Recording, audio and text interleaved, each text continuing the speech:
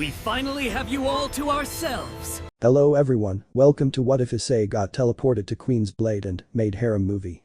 Before we start, please go support Draconarius23 for writing that awesome fanfic. This is the translated version I made. There will be some mistaken character's gender, but of course Issei is a male. Issei wondered how he got to this place. The last thing he remembered was trying to do magic with a strange book he found on his last mission. When he tried to do magic. As with most of the spells he casts, it went wrong, and well. Now he remembers why he's there. He just hopes this goes well and he can go home. He doesn't want to worry his girlfriends. Without knowing that he would become involved in a tournament to choose the next queen and help in any way he could several warriors of that world. Some action, beautiful girls and future loves that will surround Issei, current Sekiryuutei, king of the harem, in his world and high-class demon in this Shinsekai, new world. Clarifications. To begin with, I completely changed the recipe since I couldn't follow it with an Issei without drag from the ending, haha, sorry about that. Issei will have drag, but he won't use the armor much unless he brings in some demons, but we'll see. Issei's weapons will be Ascalon, X Durandal, because Zenovia lends it to him, his fists, like the Orin XD. Issei will fall there because of his own stupidity, because he's been being nosy. I'll see the scene where it happens. This Issei will be from after volume 25 and after helping Ingvild without falling into Shin's canon. In this ending, Issei will be less perverted and I'll just say that his current girlfriends, from DxD, have something to do with that. I'm putting together the Queen's Blade harem and figuring out which characters to include, but there are several. I'll have to figure out how to order the seasons and OVAs, since only the first and second seasons of this series, along with the subsequent OVAs for Queen's Blade Rebellion, are in order. Because the series is based on a series of game books, it's difficult to include female characters from the later OVAs, which are incomplete or out of order. Time passes differently between dimensions. While months pass in Queen's Blade, weeks pass in DxD. I'll focus on the girls from Queen's Blade, since with the ones from DxD, and since it's an AU of it, I managed to get them with effort and dedication, while giving them love, so I'll leave them as completed tasks XD. Prologue. Issei, the current Sekiryuutei, after so much chaos in his life and finally achieving peace with his girls, was now alone since his girls had things to do and he luckily had the day off. And you might ask, how is he using his free time? Reading porn? No, he has girlfriends for that. Playing video games. Wasn't he bored and yesterday he finished Halo? The Master Chief Edition in a speedrun? Well, what's he doing? Reading. Well. Yes, that's what he's doing. But you might say, is this the end of the world? Issei reads and all that crap. Well, he wasn't reading anything normal. And you might say, oh, then he reads manga or some light novel, but I'll tell you, he doesn't read that either. So what does he read? To know what he reads, we need to know beforehand that a few months ago he went on a mission with Vali, Arthur, and Saji at Azazel's request to go to Northern Europe, and no, they weren't going, because the daughter of the President of the United States had been kidnapped, or because he had to eliminate a strange sect that worshipped a parasite. They went to check an ancient castle that was from the time of King Arthur Pendragon. Issei and the others searched for the most important items in the place, which included various artifacts and books that had belonged to Merlin Ambrosius. However, Issei strayed from his path, leaving the others alone, and entered the library. Searching among the shelves, he found several interesting books that would be useful to Lefay and Rossweisse. But as he was about to leave, a book fell on his head. Yes, it hit him hard. When Issei angrily went to throw it away, he noticed that the cover had a drawing of a sword and a woman's silhouette. Issei found this strange, but he kept it anyway. After all, it might contain something interesting. It turned out that Issei asked about that book in Azazel. Well, he didn't know what it was since it wasn't registered in any of his databases, neither Michael nor Zersich knew, so they left it with Issei to see what would happen. Issei read the first part, which explained about a tournament where several beautiful warriors fought for the title of Queen of a kingdom he had never heard of before. After that it had a few more anecdotes in that, but nothing more. According to him. Now he was lying alone in a hammock in the courtyard of the mansion, which was large thanks to the expansion of the land. Issei was reading a kind of spell that came on the final pages of the book. This book has some interesting things, Issei said to himself. You can say that again, my friend, but to be honest, I don't know where he came from, since those stories he has aren't from anywhere in this world, Drake explained. A fantasy book, perhaps? Issei asked. Probably, said Drake. I'll read this spell, after all, what could go wrong? Issei asked aloud. I have a bad feeling, Drake thought with a bad feeling. Issei got up from his hammock and thought of something clever. Drake, do you still have the things we kept for the 2-week mission we did with Vali and Dulio? Issei asked. Yes, and once again, I'm not a damn suitcase for you to put your things in. Drake yelled at him. Okay, don't get mad, I was just asking. Now then, since we're sure of that, let's try the spell, Issei said, taking the book to start reading the last pages, unaware of what would happen next. Mansion room. Issei's girlfriends were entering the room after finishing their responsibilities and were looking for the owner of their hearts. The girls are Rias, Akeno, Asia, Kaneko, Zenobia, Irina, Rossweisse, Almahold, Kuroka, Ravel, Kunu, Ingvald, Serafal, Gabriel, Abe and Yura. Ah, university is so tiring, Rias complained. Yes, you're right, I really want to be with Anata, Akeno said, smiling in her own unique way when she thinks of Issei. Where could Issei be? Asia asked, thinking Issei might be watching TV or playing video games, but the console was turned off next to the TV. Maybe he's in his room, Zenobia said, thinking that Issei was lying down reading some manga or something. Sarah-chan wants her Ice-chan, Serafal said with a pout, having been relieved of Mayu's responsibilities for a few days and now wanting to be pampered by her dragon. I want to make kittens with Ice Naya again, Kuroka said aloud, blushing as she thought about what she does with Issei. Ni-sama, it's my turn to be with Senpai, Kaneko said, confronting her sister. Okay Shirin, we can share some time and Ice Naya together, Naya, Kuroka said, making Kaneko blush. Darling isn't in her room, Irina said, coming down from the second floor to alert the others. That's strange, where could Ice-kun be then? Gabriel asked, intrigued by her boyfriend's whereabouts. Isama must be somewhere in the mansion, Ravel said. You're right, we should look for him, and whoever finds him will get an hour free with him, Rossweisse said, making everyone give each other competitive looks. Alright, whoever finds Ice first gets to keep him for an hour, Almahold said, starting to get ready. Yes, Ice will be mine, Kunu said, thinking of using his features to find Issei more easily. I won't make it easy for them, Yura said, getting ready. An hour with Ice-kun without interruptions, Abe said, thinking about what to do with Issei during that hour. We may not fight over Ice anymore, but that doesn't mean having an hour alone with him isn't tempting, Rias said.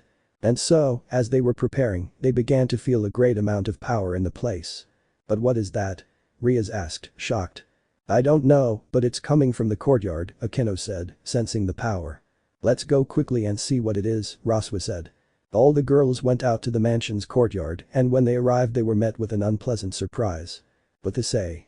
Moments before. Issei finished reciting the spell when a very abnormal phenomenon began to occur. A strange magic circle appeared from the ground he was standing on and began to glow as the sky turned dark and began to swirl, and a beam of light descended to where Issei was.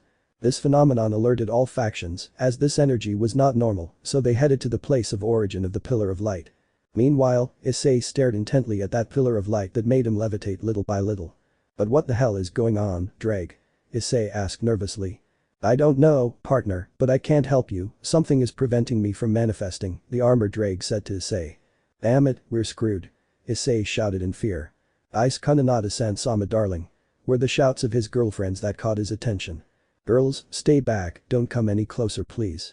Issei shouted, more worried about them than himself. But. Rias shouted, frightened by her boyfriend. Listen to him, that pillar is dangerous, Azazel said, arriving at the scene with Zersich and Michael. But Ice is in trouble. Rias said desperately. Don't worry about me. Issei shouted as he rose towards a portal in the sky. Just find a way to bring me back from wherever I am. Issei yelled as he was lifted into the heavens. No. The girls screamed as they watched their beloved disappear along with the strange portal. Damn it, now we must find a way to look for Ice-kun, Zersich said, worried about his brother-in-law. We need to ask Big Red, Michael suggested. Alright, let's do that. As long as you don't worry, Issei will be fine. After all, that boy has done the impossible to be with you, trust him, Azazel told the girls.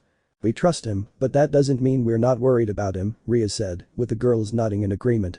Alright, for now, stay calm, we'll find a way to bring Issei back, Azazel said before disappearing along with the leaders. Take care and come back to us, the girls thought, looking at where the portal that took Issei away had been.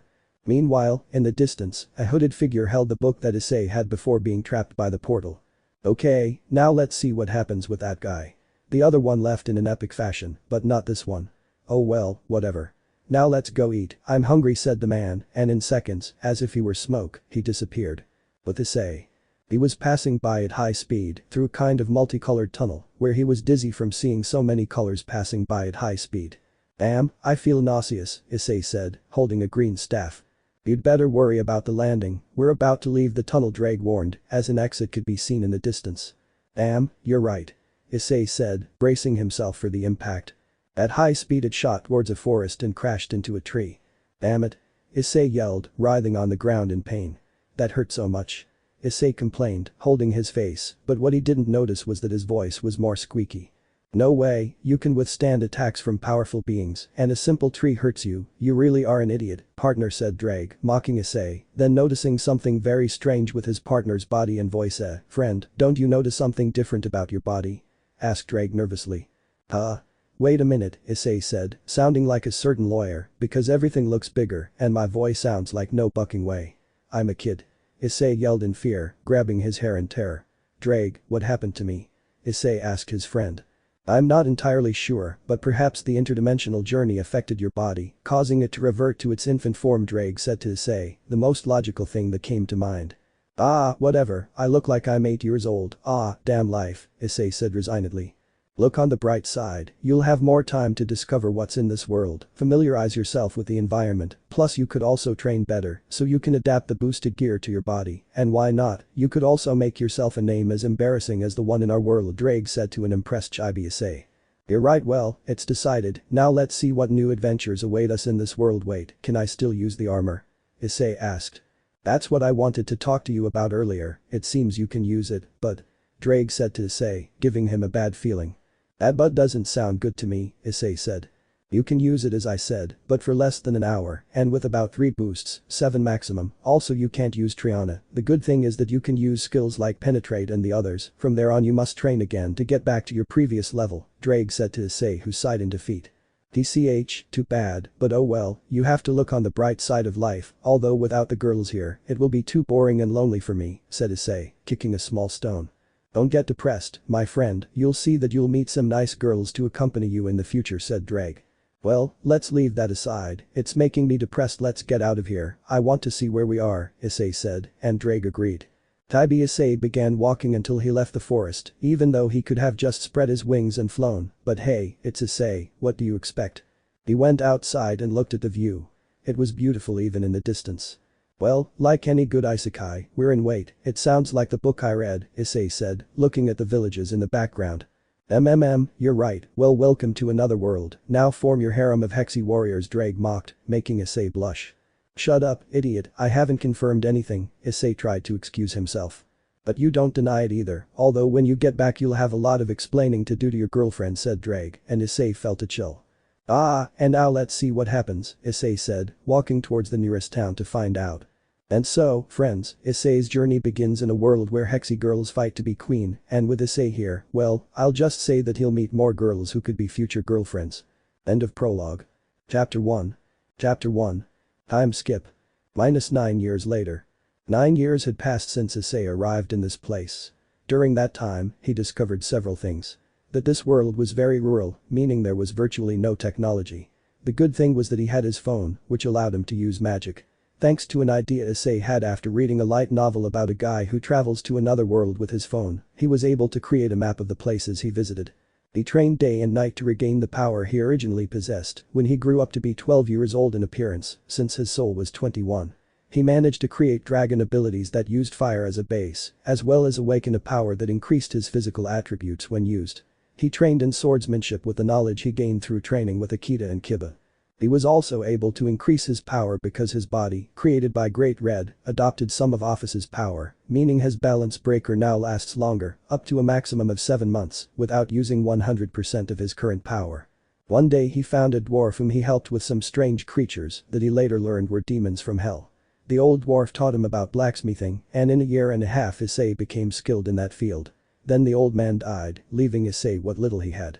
Issei stored everything in a separate space created from magic, since he had become skilled with magic. During his travels, Issei met several people, including a trio of girls from a wealthy family. The youngest of the 3 was the worst, but she changed a little thanks to Issei. He also met the girl's maid, who turned out to be a sweet person, but his time with the girls was short, as he had to leave and continue his journey. He traveled through the elven forest, where he met the instructor Alain, who taught him a few things, and of course, the young Noah. He lived with both of them, and Alain helped him a lot in improving his agility and reflexes. I travel from town to town helping out wherever I can, hunting criminals, stopping robberies, helping street children get a good meal, the occasional job, and so on. I traveled to the swamp area where I found several monsters, most of which were weak, so I decided to leave. I continued my travels, helping those in need and stopping the idiots of the day. In my search for good materials to create my weapons, which are very popular among adventurers and soldiers thanks to my master's teachings, I met two girls of the dwarf race. One of them proclaimed herself Issei's rival because they were both master blacksmiths, and the other was more reserved. They got along well. Issei grew so much in power, and as a person, he enjoyed his life as a wandering warrior, and also, now 18 years old in appearance, he is known as the Wandering Dragon, and that made Drake happy, since he would no longer be a laughingstock, and he also learned about the Queen's Blade, which was to choose the new queen, but for some time they have been unable to bring out the current one. He also changed his clothing to one in accordance with the times. This is what it looks like without the mouth covered. He only wears it when he's traveling. He also discovered something about a certain swamp witch, but he didn't pay much attention to it. Then one day, by chance, when he was only 13 years old, while traveling across a wide plain in the middle of the night because he couldn't sleep, something very interesting happened. Flashback. -5 years after arriving. Issei was calmly listening to music on his cell phone because he has one, easy, who doesn't have their cell phone glued to them these days. He was listening to music, it was 1:40 in the morning, he was listening to music without noticing that a sinister shadow was watching him from afar. You can sell yourself, any offer is good if you want power, and how easy it is to open your mouth so wide to give your opinion, and if you think about backing down, you have many traces to cover, Issei sang calmly. Leave me alone, it's not my fault you fell, it's not my fault you fell, Drake continued when the one who was watching Issei decided to stand in front of the brunette. It was purple, humanoid, and had a goblin-like face, it was. Is that the thing that attacked the master? Issei asked, looking at the being that wanted to attack him. Is that it, or did his mom drop him when he was little and he ended up looking this ugly? Said Drake. RWBY! Shrieked the demon, lunging at Issei. He's definitely a demon, just like the books say, Issei said, simply raising his left hand and materializing the boosted gear. It's best to kill him quickly since he's weak, Issei said. Blade the SG sounded, revealing Ascalon. The demon buried his forehead in the sword, dying as he disappeared into the dark abyss. That was weird, Issei said. Yes, who would have thought the demons were like this here, said Drake. Yes, let's just get on with it, Issei dismissed the matter. Yes, said Drake. And so they both went their separate ways. Then flashback. Present day. After that, Issei encountered various demons attacking villages and other places, and he became a sort of savior to the people.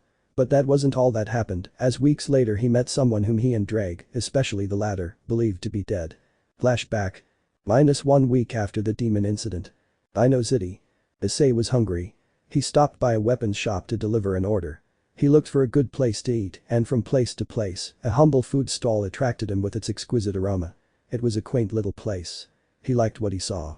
There were only a few people eating and chatting peacefully, making him feel at home. What a nice place, Issei thought, looking around, and decided to go to the bar to order something to eat. He approached and saw a pretty young lady serving customers at the shop. Good morning, young man, what would you like to order? The girl asked politely. I'd like the house specialty, Issei requested. Okay, a meat pie and some potatoes, and to drink? She asked. An orange juice, Issei requested. Okay, I'll bring your order, she said, entering the kitchen. While Issei was waiting, someone entered the premises. This person put Issei and Drake on alert.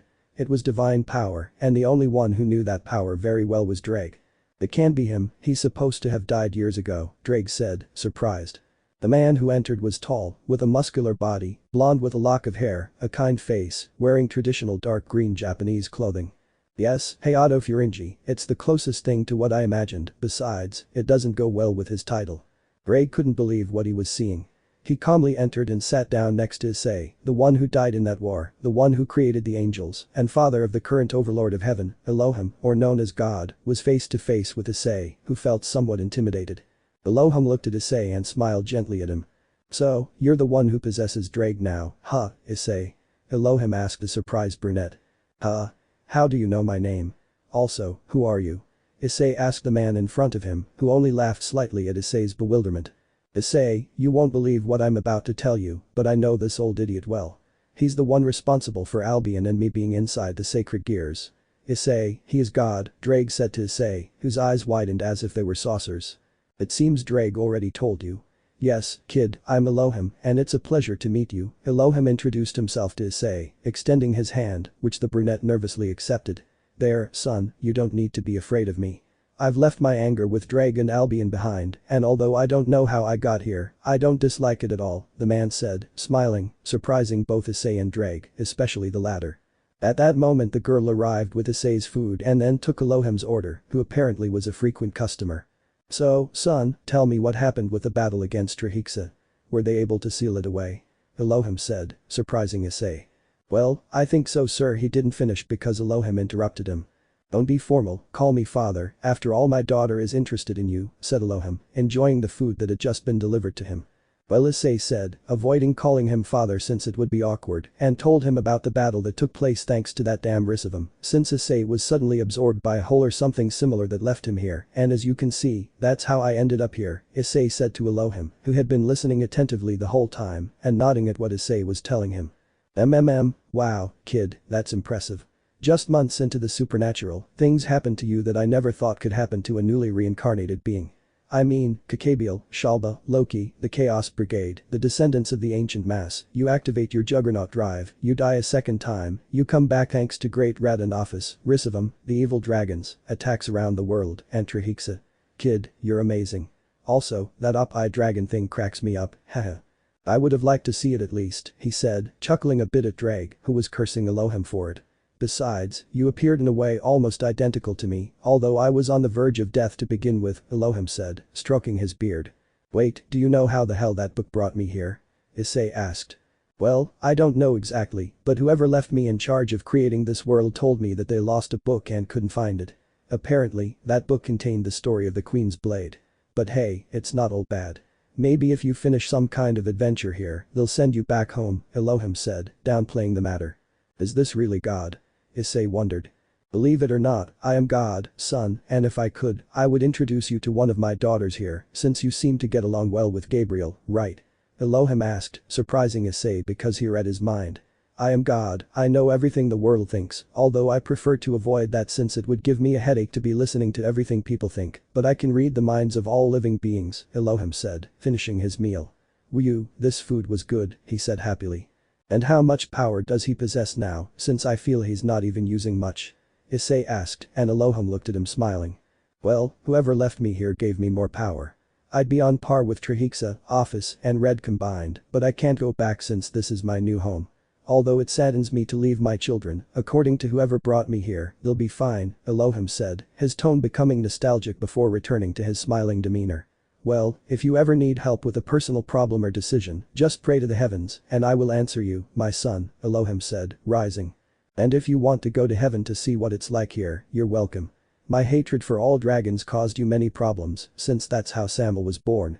I know it was a huge mistake that I now regret, but thanks to whoever brought me here, I learned that even gods make mistakes, like leaving Adramelech alive, since it tempted Lucifer to disobey me, or when we started that stupid war millennia ago.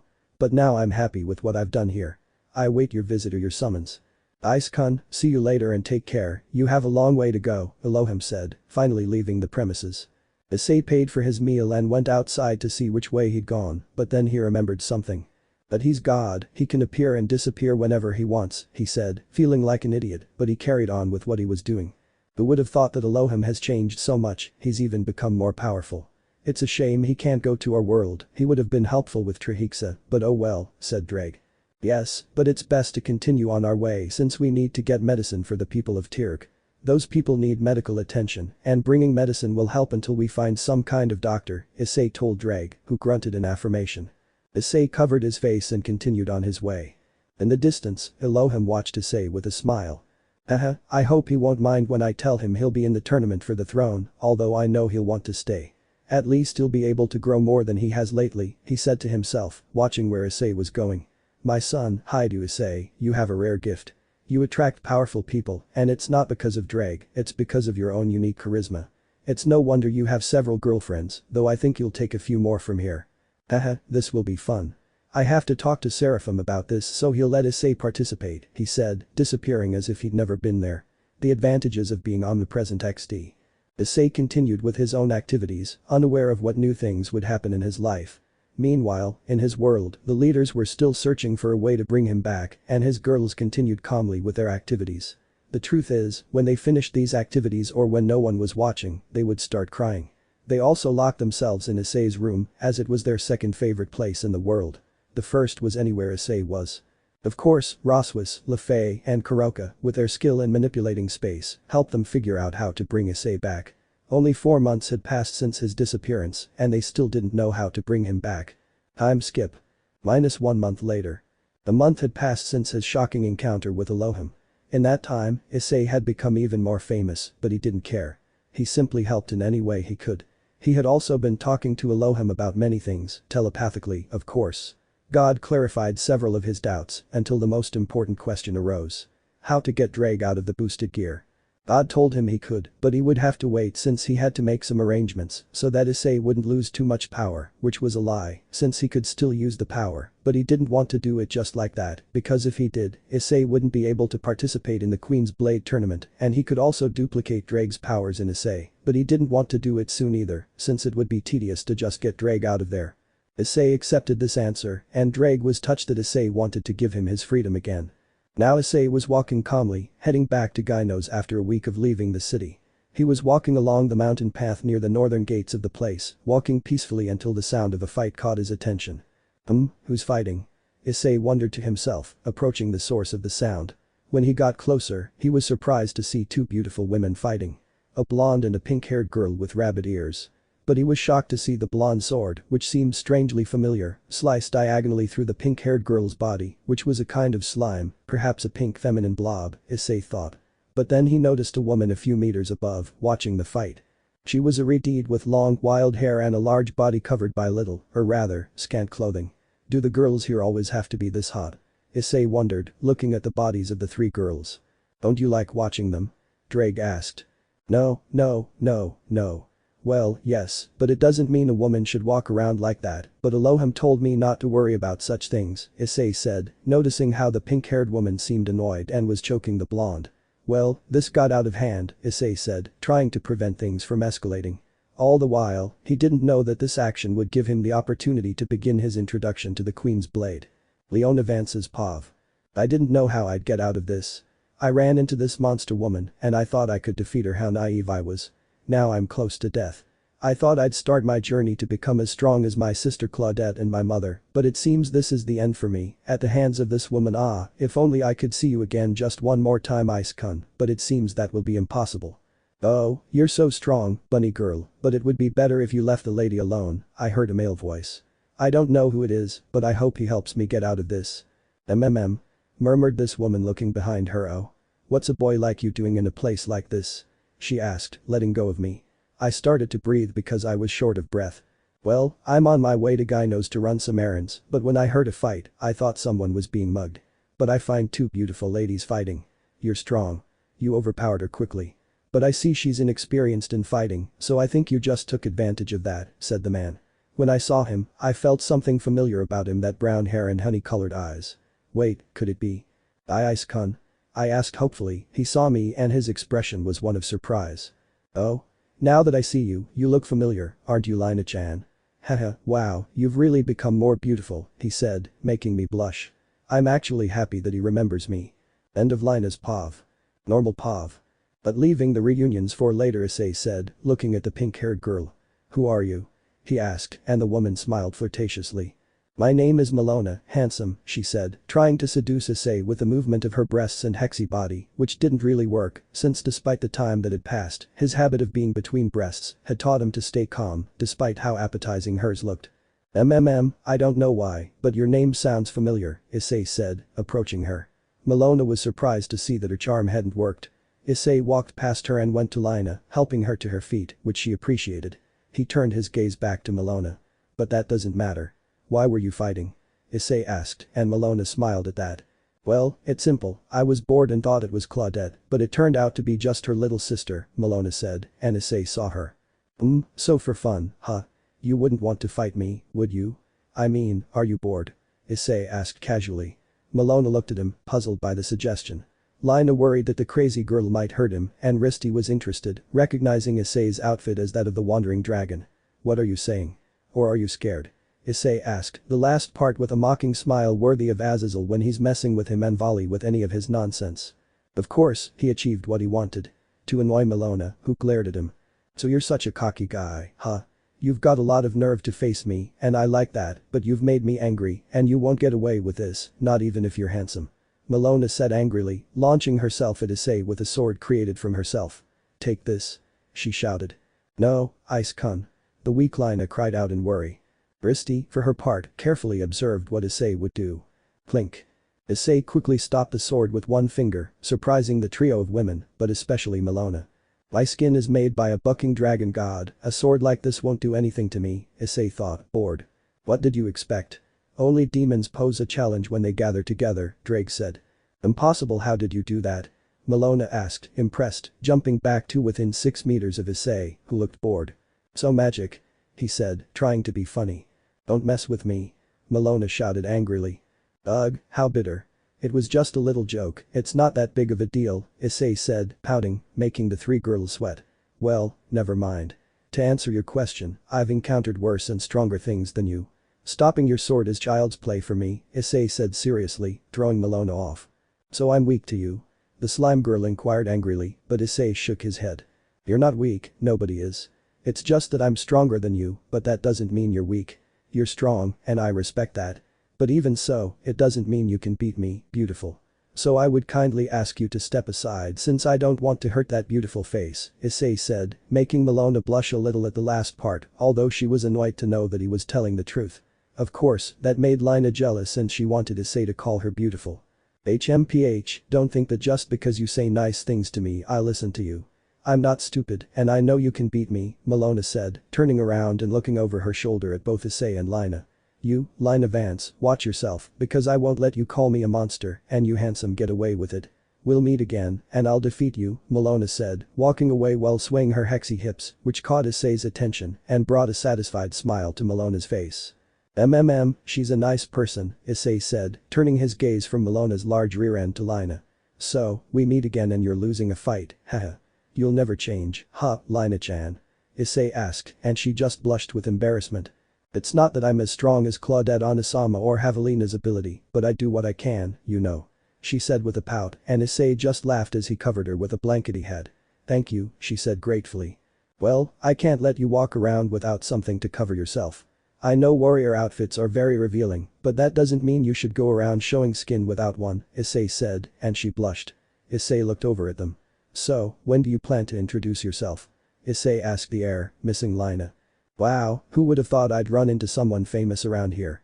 Risty asked, entering the scene, surprising Lina since she hadn't seen her before. Oh? So you know me? How curious, since I don't know a beautiful young lady like you. Issei asked, making Risty smile and Lina feel jealous, who pinched Issei's arm, much to Risty's amusement. Ouch, Lina-cha, why did you do that? Issei asked, and the blonde looked away with a pout. My name is Risty the desert bandit, she introduced herself. Well, I know you know me and all, but we have to be polite. My name is Issei, Haidu Issei, and I'm not a nobleman, in case you're wondering. I'm just a humble worker who learned to defend himself and who travels a lot, Issei introduced himself, and Risty smiled. Or perhaps you're a wandering warrior who helps those in need, known as the Wandering Dragon, she said, crossing her arms and settling her prominent chest. Lina was astonished by her words, as she'd never expected her childhood friend to be such a character. She wanted to know how it all came about, but now she wanted to see what Risty wanted there. Well, I didn't know that well, I did know, but I don't pay much attention to it. I just help those in need, nothing more, nothing less. As for being a wandering warrior, I can assure you, since I travel a lot all over the continent looking for things to do. But putting that aside, Issei said, looking at Lina. What are you doing so far from home, Lina-chan? Issei asked, but she didn't want to say. Risty saw this and decided to speak, taking out a piece of paper. Well, it's easy, Issei-kun the Redeed said, holding up a wanted poster with Lina's picture in front of Issei. Her father was offering 300 gold coins to whoever brought her in. Apparently, the princess ran away from home and her father is looking for her. So, if you let me take her and collect the money, I'll buy you a drink, you know, to get to know each other better. What do you say? The woman asked suggestively. The truth was, she was interested in Issei because it seemed strange to her that someone with so much power would help others without expecting anything in return. At the church where she grew up and helped out whenever she could, they said that a brown-haired man with his face covered gave them enough food to last for months without even asking for anything. So, she would meet him and see what happened. Besides, she liked strong men, and of all the men she knew, only Issei had proven to be strong, despite being young. Having a drink with a beauty like you is flattering and tempting, Issei said, considering accepting, but was pinched by the jealous Lina. Ouch, fine, I'll be serious, Issei said, and Lina just looked away. But why did you leave, Lina? Issei asked, and she looked at him, letting out a sigh. Ah, it's just that being locked up in a castle isn't for me. I want to travel like my mother once did. I want to see the world and grow stronger as time goes on. I want to travel, and being in that place, especially with Dad insisting I be the family successor, they wouldn't let me fulfill my dream, Lina said, receiving a light tap from Issei. Hey, and why was that? She complained. Risty watched this amused. First of all, you shouldn't just run away like that. You know how Lina gets when it comes to you. Besides, it's very irresponsible to just leave without considering the risks that exist in the world. But I'm glad to know that adventurous and free-spirited girl never ceased to exist. But we have to take you home. I'll talk to your father about this, Issei said, and Lina blushed but pouted at the thought of Issei taking her back home. Issei looked at Risty. I hope you don't mind. If it's about the money, don't worry, I won't charge anything, so you can keep the reward, Issei said, and Risty smiled at that. Wow, that's very chivalrous. Even so, I wasn't planning on leaving you anything, Risty said with a smile, making Issei feel bad about it. Ahaha, you're so funny, but anyway. Issei said, taking Lina's hand, making the blonde blush in the process. Come on, Lina, sorry for doing this, but at least you have to say goodbye to your sisters if you want to go out, Issei said, and she just lowered her head. Alright, let's go, Lina said defeatedly, and Issei smiled. Issei looked at Risty. Okay, let's go, although we have to camp out there since it's getting dark and these places are dangerous at night, Issei said, and they both nodded. But this encounter between old acquaintances, a fight with a pretty girl, and meeting another red-haired beauty, Issei doesn't know it, but little by little he is entering a game that Elohim has prepared for him, but that's for another time. End of Chapter 1. Chapter 2. Chapter 2. Somewhere several kilometers from Vance territory. Night. A small trio consisting of the Wandering Dragon, the Desert Bandit and Lina, who still has a long way to go to get her title, were resting near a lake, where Issei had taken a quick shower without noticing that both Lina and Risty were watching him from among the bushes, one with a big blush and the other wanting to eat him, you know what I mean XD. Then Risty and Lina followed who cleaned themselves up, and now the three were around a campfire that Issei had previously lit. So you'll send me back to my father? Lina asked, looking between Risty and Issei. I have a reward to collect, Risty said. You shouldn't have left home like that, you know how Lina gets when you leave, so I'll take you there, Issei said. Lina just sighed in defeat. She couldn't make them change their minds. So? Risty said, looking at Issei who was grilling some meat for the girls and himself, how does it feel to travel all over the continent? I imagine you've seen a lot in this time, Risty said to Issei who, without taking his eyes off his dinner, spoke. Well, what can I say? I travel from place to place, seeing what to do. I hardly stay in the same place for long. I sell my weapons to different people, I steal from idiots who have a lot and think they own the world, to give it to those who really need it. Although the only place I haven't been is the swamps, and it's not because I'm afraid or anything, it's just that since there's nothing interesting there, I decided not to go near that place unnecessarily, Issei explained, taking out the meat and making kebabs. Here you go, he said, handing several to Risty and Lina. Thank you, they both said. Delicious, Risty said, devouring her food. I've never tasted anything like this in all this time, she said, delighted by the meat. Yes, it tastes good, Lina said. There's spices I add to make it taste good, thanks anyway, Issei said. I can't believe you know how to cook well, Risty said, then looked at him seriously. What? Issei asked, eating. Marry me, she said. This caused both Issei and Lina to almost choke on her meat. Cough, RRR marry. Lina asked, blushing and feeling jealous about it. Yes, after all, he has what I like in a man. Even though he's young, he's brave, strong, fearless, kind, and cares about those in need. Plus, being a good cook adds a little extra to his appeal, Risty said simply while still eating. If I knew you were several years older than her, I wouldn't say you were young, but hehehe, who would have thought? If you put aside your perverted side, you have everything she mentioned, partner. I knew you could conquer beautiful warriors if you set your mind to it, Drake said to Issei, who didn't say anything as he took some water from a canteen he had to swallow the meat that was stuck in his esophagus because of what Risty said. Although I'm flattered that you think that about me, I don't know what to tell you, since you skipped several steps before marriage, Risty, and it's not that I don't like you, but first we should get to know each other, Issei said, somewhat nervously. Said the Redeed, getting up and walking slowly and sensually until she sat to Issei's right. "Oh, does the great wandering dragon get nervous around a woman?" she asked, thinking that Issei was the typical guy who blushes when a woman is near big mistake. "It's not that," Issei said, moving closer until his lips were just centimeters from hers, their breaths mingling. This made Risty blush, as she hadn't expected it. "It's just that, like I said, I'd like to get to know you. You're beautiful, you have a great body," Issei whispered, his hand moving closer to her ear. "I love your attitude. You're a formidable warrior. It shows in your spectacular physique," Issei said, caressing her right leg and slowly moving up to her abdomen. Errante sighed. "So, let's get to know each other first, Risty-chan," Issei whispered in her ear, pulling back slightly so their faces were directly in front of hers. "Maybe we can, I don't know, lead to something in the future," Issei said, caressing her right cheek. She closed her eyes, feeling the warmth emanating from him, a warm feeling that made her feel protected and that she didn't want to let go of. "So, let's start there, Risty-chan," Issei said, pulling away and standing up. The blushing and somewhat excited Risty was there, with a blushing and envious Lina who saw that. She wanted to be Risty at that moment. "Well, I'm going to check the surroundings to prevent some idiot from attacking us," said Issei, leaving them both alone. "But I think I'm in love," Risty said, watching where Issei had gone. "DCH, you're lucky," Lina said enviously. Risty saw her and smiled mockingly. "What, you jealous little princess? Haha, don't think that boy will get away from me, he's perfect for someone like me," Risty said. "Oh, shut up, you almost fainted a moment ago," Lina said. "Ah, that's jealousy," Risty said. So the two of them were arguing while Issei walked around the place seeing what he could find. "Noseborn, what a charmer. If you did that with your girlfriends in our world, they'd definitely lock you in a room and not let you out for a week, like that time the Redeed Gremory and Barakiel's daughter did it to you. Now you've got the touch, and that makes me very happy. If Azazel were here, he'd be proud of you," Drake said, and Issei just smiled at the things he said. "Don't doubt it, Azazel-sensei is like that, that's why Volley always runs away when he wants to introduce him to a girl, although I think he does it mostly to avoid being killed by his girlfriends," Issei said.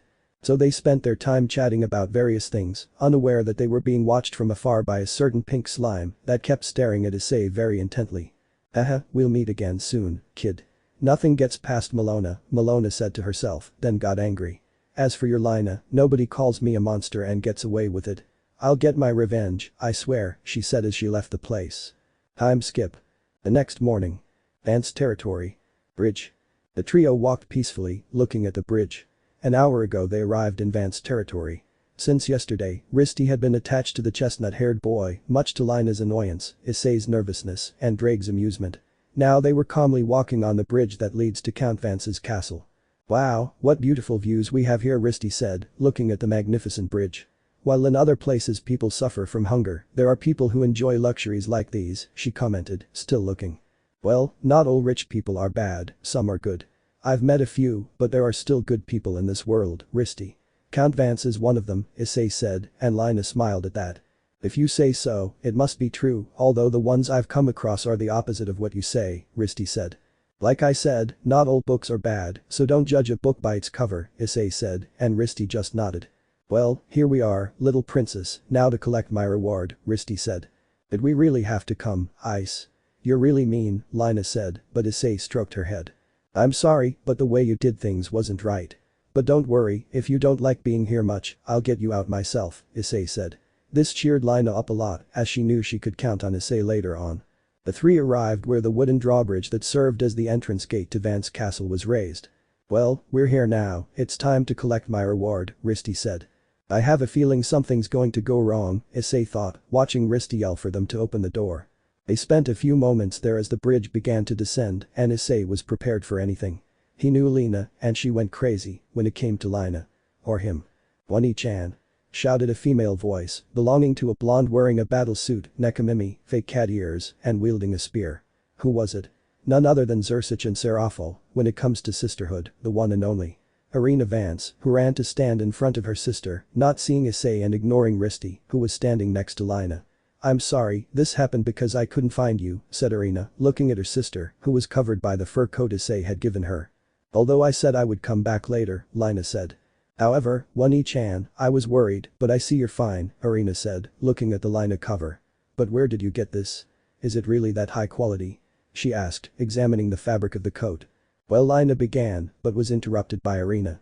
"I was worried about your Wani-chan," Arena said, smiling like a kitten when she was near her Wani-chan. "More importantly, can I get my reward now?" Risty interrupted Irina. Issei saw this and smiled. Shut up, monkey, Irina said seriously, and that annoyed Risty. What did you say? The Redeed asked, annoyed. Know your place in society, Elena declared, still serious. Issei saw this and let out a loud sigh that caught everyone's attention. Elena looked annoyed at him because an unknown man was near her One-chan. And who are you, huh?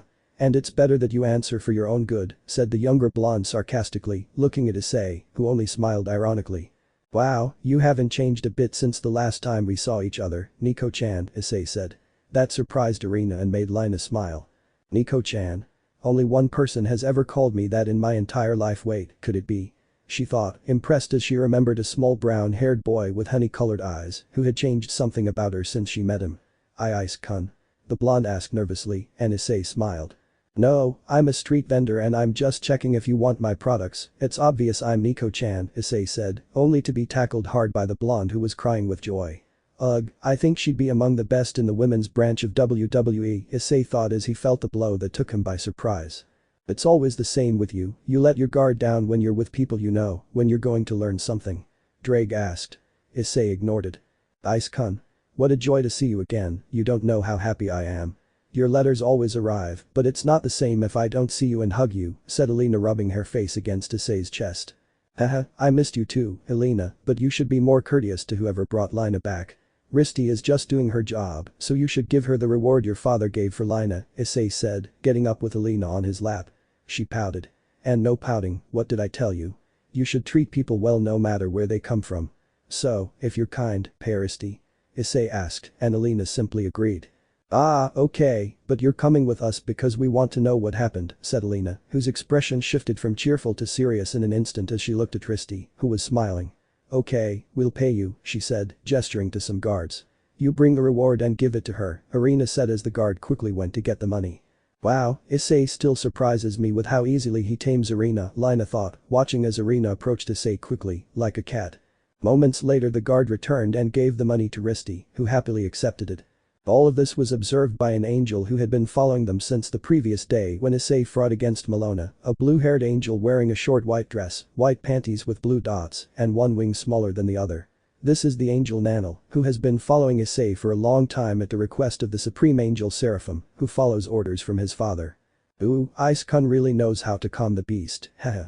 Besides being handsome, he's someone with many talents, said the angel, admiring Issei. To say she liked him was an understatement since she'd been close to him for a year and she thought he hadn't noticed. Huh? She said, watching as the sky began to darken. What the heck? Said poor Nanel, being blown away by the strong winds that came with the black clouds. I knew you'd show up, Issei said. Excuse me a moment, Eri-chan, he said, drawing his sword and quickly blocking a beam of light aimed at a stunned Risty. Issei easily deflected the beam onto one of the castle walls, shocking all the guards. Well, that's a welcome back. I missed you a lot too, Issei said, watching a female figure slowly walk through the smoke caused by the beam's impact.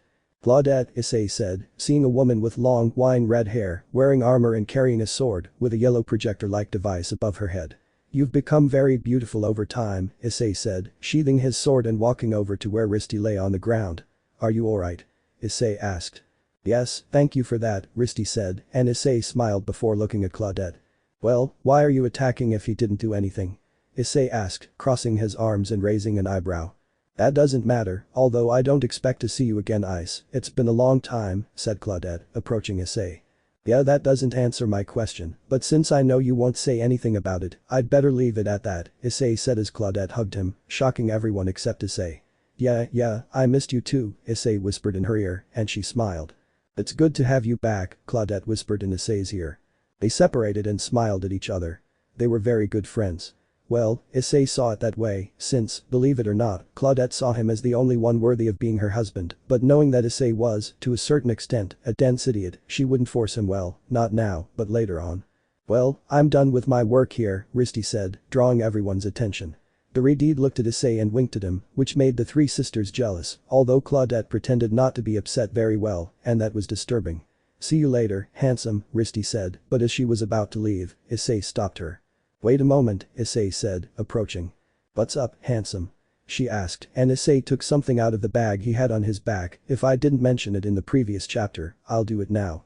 Issei has a bag where he's supposed to keep all his things, but because of an enchantment, he can now store too many things in it.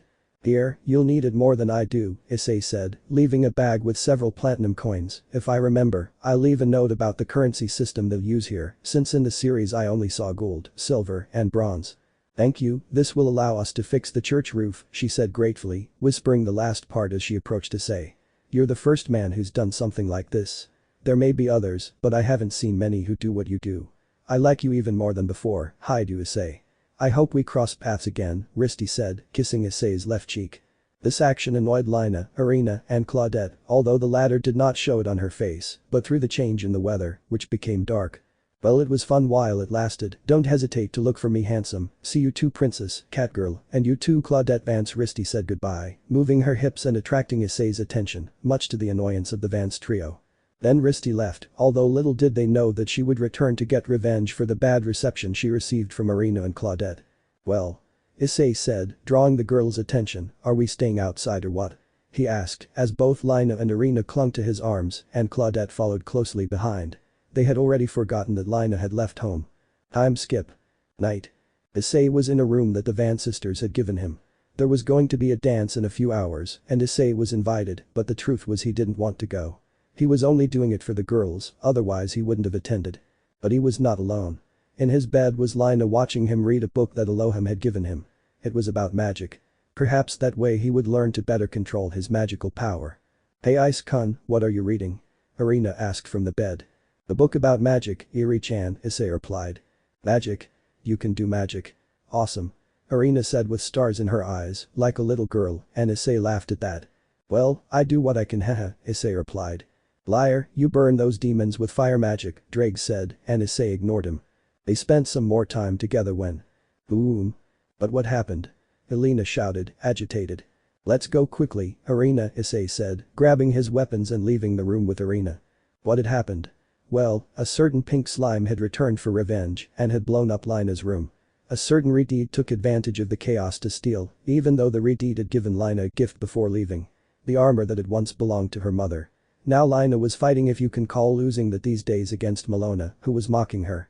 While Issei had already separated from Erina, when he saw Claudette she was heading towards where they had the rafts.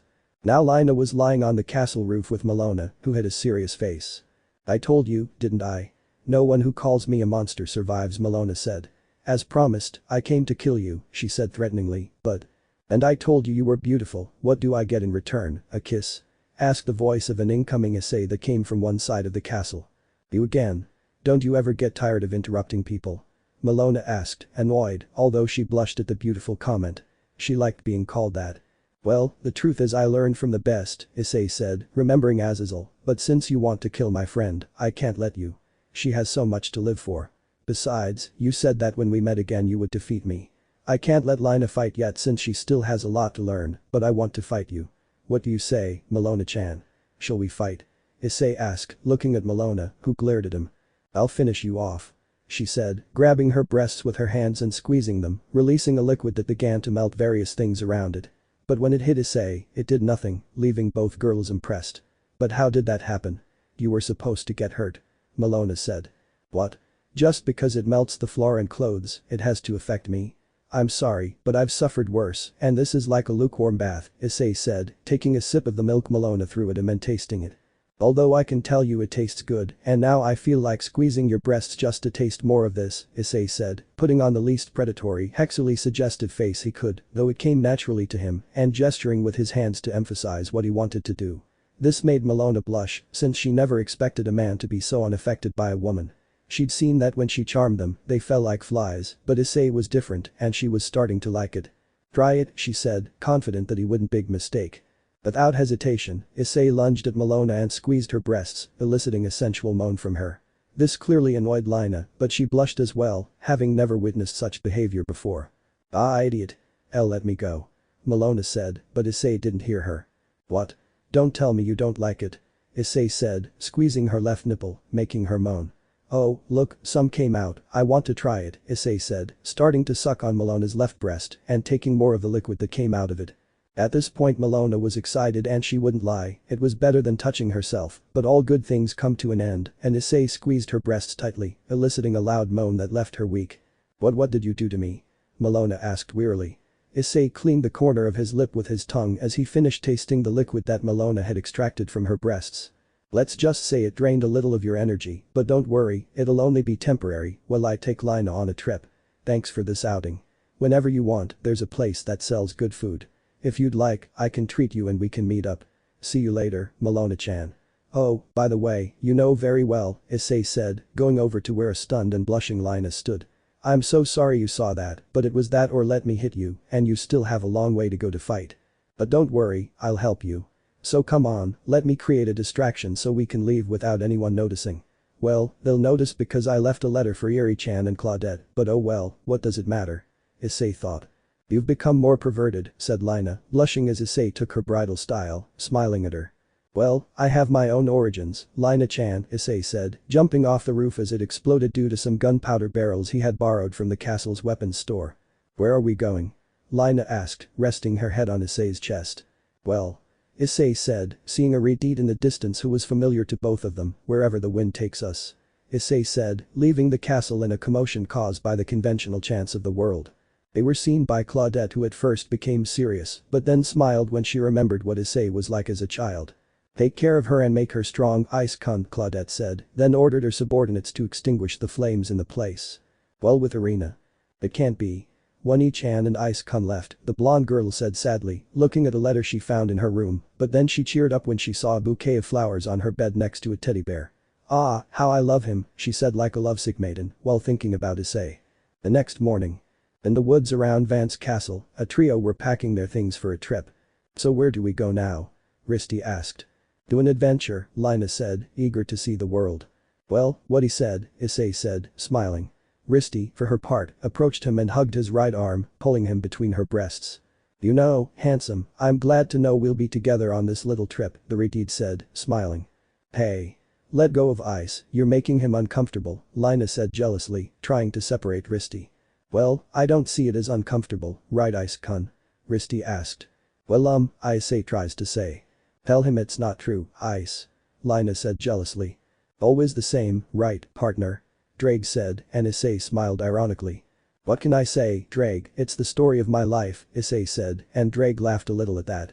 Well, stop fighting and let's go, Issei said, smiling. And so the trio headed to their next destination. While Nana looked at the small group from afar, she smiled. Well, the older angel was right, I won't be bored with this. Ice-kun is very interesting. Now let's see where he goes and also see his start in the Queen's Blade, said the angel, following the trio from a safe distance. Thus ends another chapter of Issei's life in this world.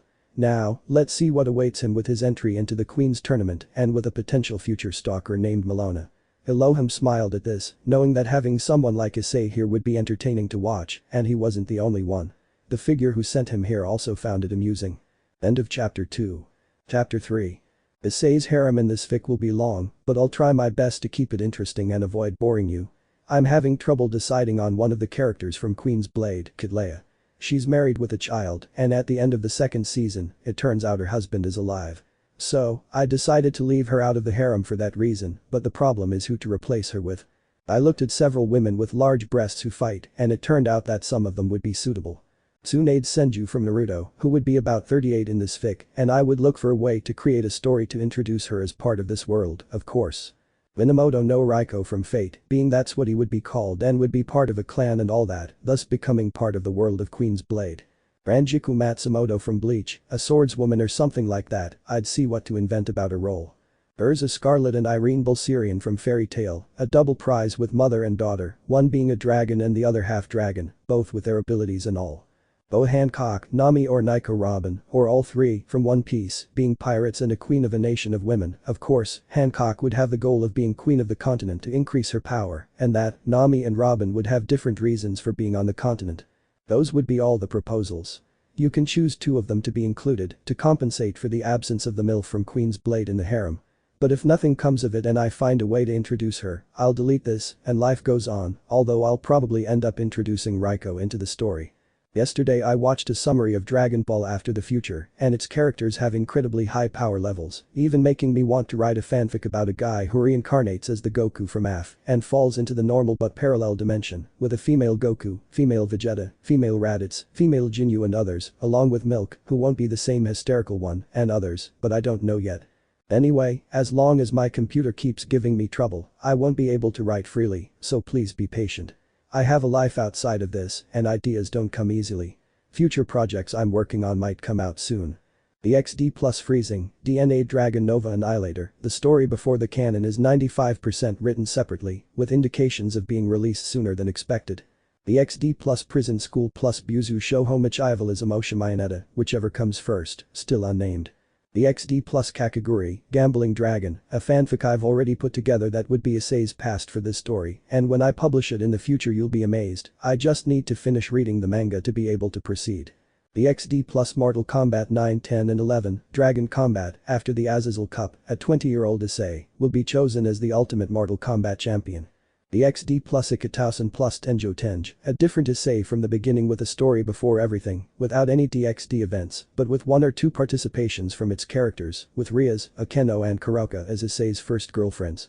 The XD plus Witchblade, an Issei in the middle of a fight against Nyx, is attacked by a reaper that sends him to another world with a strange artifact, where Issei falls in another Japan, in Tokyo where a great earthquake takes place. He loses the memory about his previous life, but only remembers Drake thinking that he has had him since his birth, and the dragon also suffers amnesia.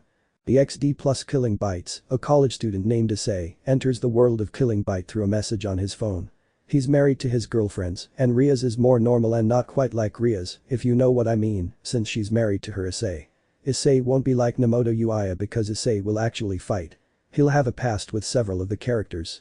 Issei knows how to fight well because of his training and experience with hand-to-hand combat.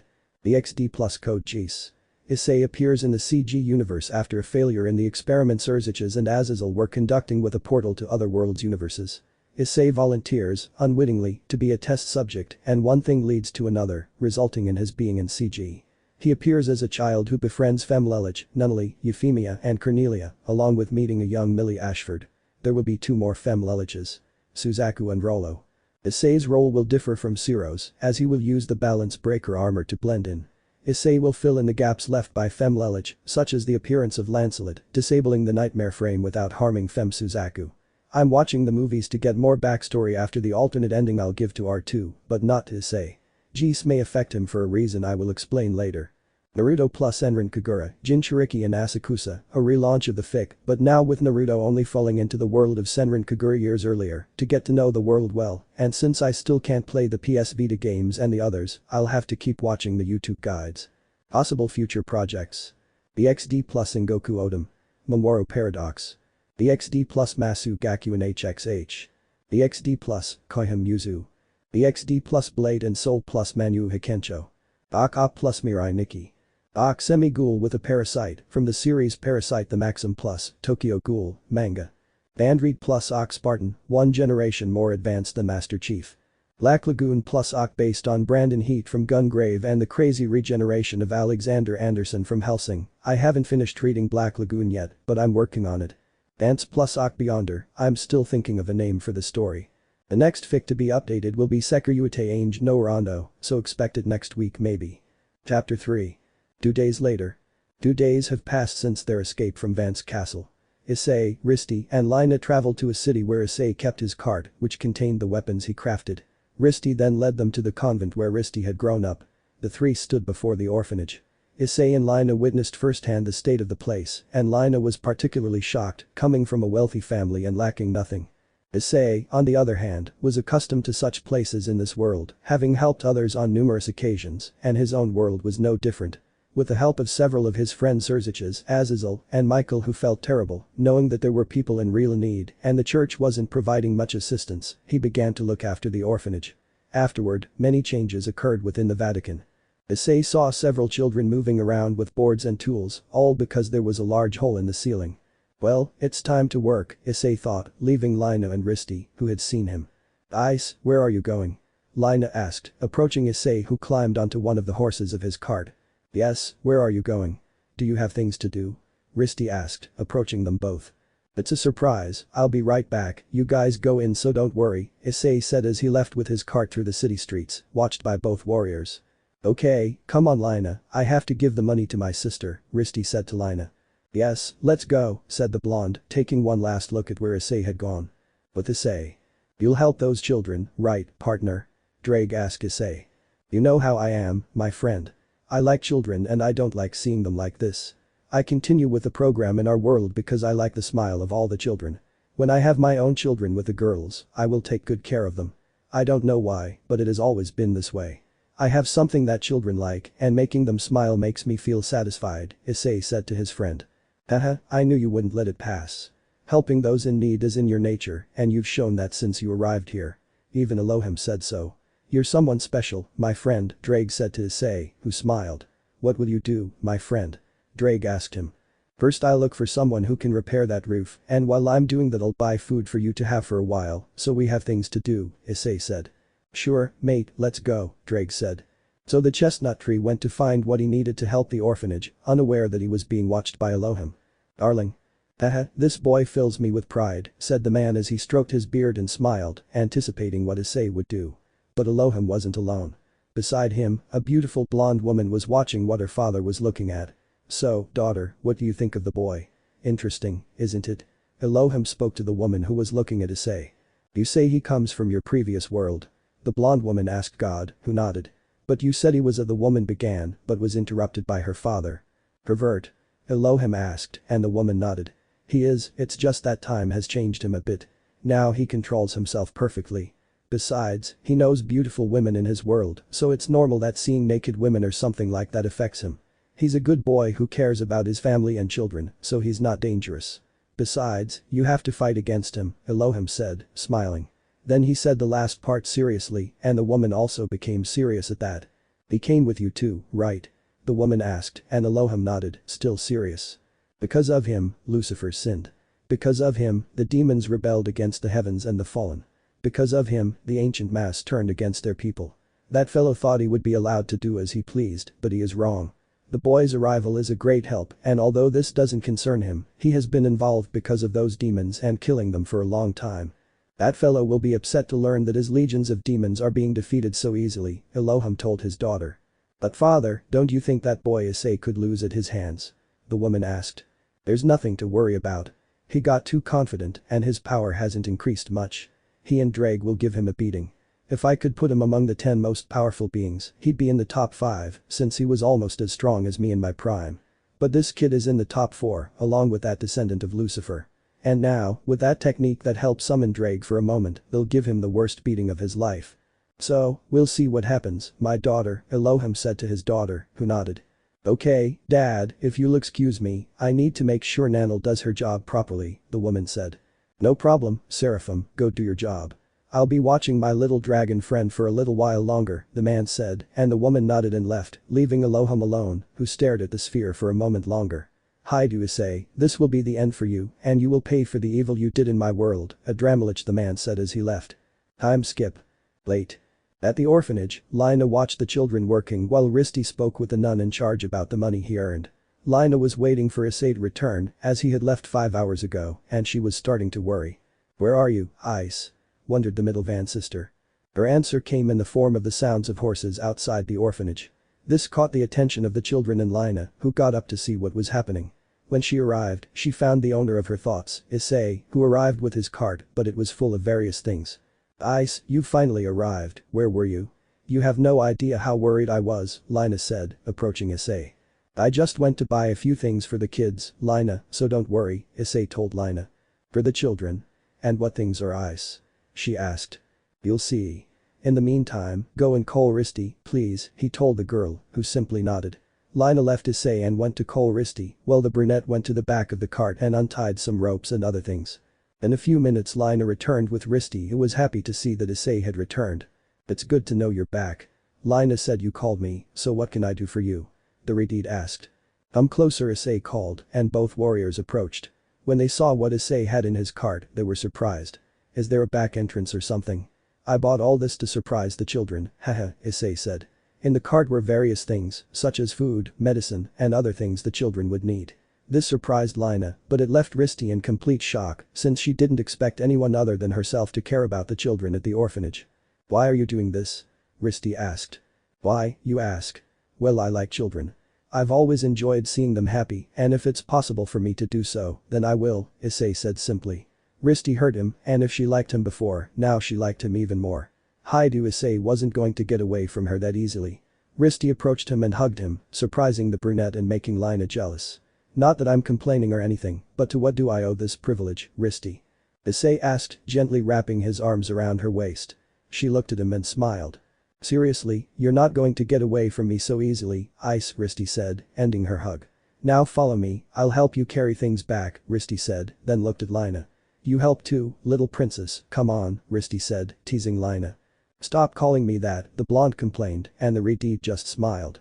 Issei saw them and shook his head, amused. They'd be great friends in the future. And so, the three of them carried their things out the back door of the orphanage. The nun in charge of the place was surprised by what the trio was doing and thanked Issei for his efforts. Issei informed her that some friends would be coming tomorrow to begin making improvements so the children could live in a better place. The nun cried tears of joy and thanked Issei profusely.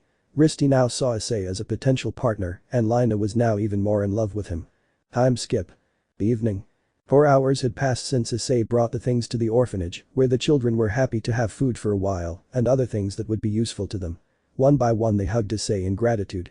Issei, along with one of the sisters who helped the woman in charge, helped Issei make dinner, preparing a banquet for the children for the first time, which made them very happy. It's the first time they've all been this happy, said Risty, who was eating with Issei and Lina at a separate table. She saw the children's happiness as they ate. Risty looked at the one responsible for this and grabbed his left arm. All thanks to you, Ice. Now they'll be able to have good food for a long time, said the desert bandit, smiling beautifully. Issei smiled back at her. I help where I can, and don't worry about the food. Every month a shipment will come here for the children. I'll also talk to a friend of mine about setting up a shelter for those affected by the past wars and such, so this town will change for the better in the future, Issei said, astonishing the two girls who smiled at him. That's very kind of you, Ice. I'm glad to know there are still people like you in this world, Lina said, smiling at her love interest. Yes, Ice-kun, you're a great guy, and like I said before, I won't let you get away. Guys like you are rare, and I'd better take advantage of the fact that you're close to grab you, Risty said, getting very close to Issei, much to Lina's annoyance, who had had enough of it. Leave Ice alone, Risty. You shouldn't say things like that, you're just bothering him. Lina said angrily, but Risty just smiled at that. You're just jealous that I'm doing something you wouldn't do, Lina, so leave me alone with Ice-kun and go to sleep already, Risty said, teasing Lina. They both started arguing, which amused Issei, as it reminded him of his two girls. Time passed, and after everyone went to sleep, Issei left the orphanage, sensing a divine presence outside. Upon exiting, he encountered an angel, Nanel, who had been sent to find Issei. Hello Miss Angel, how can I help you? Issei asked, now knowing who she was, the one who had been following him for a year and was nearby when they arrived at Vance Castle.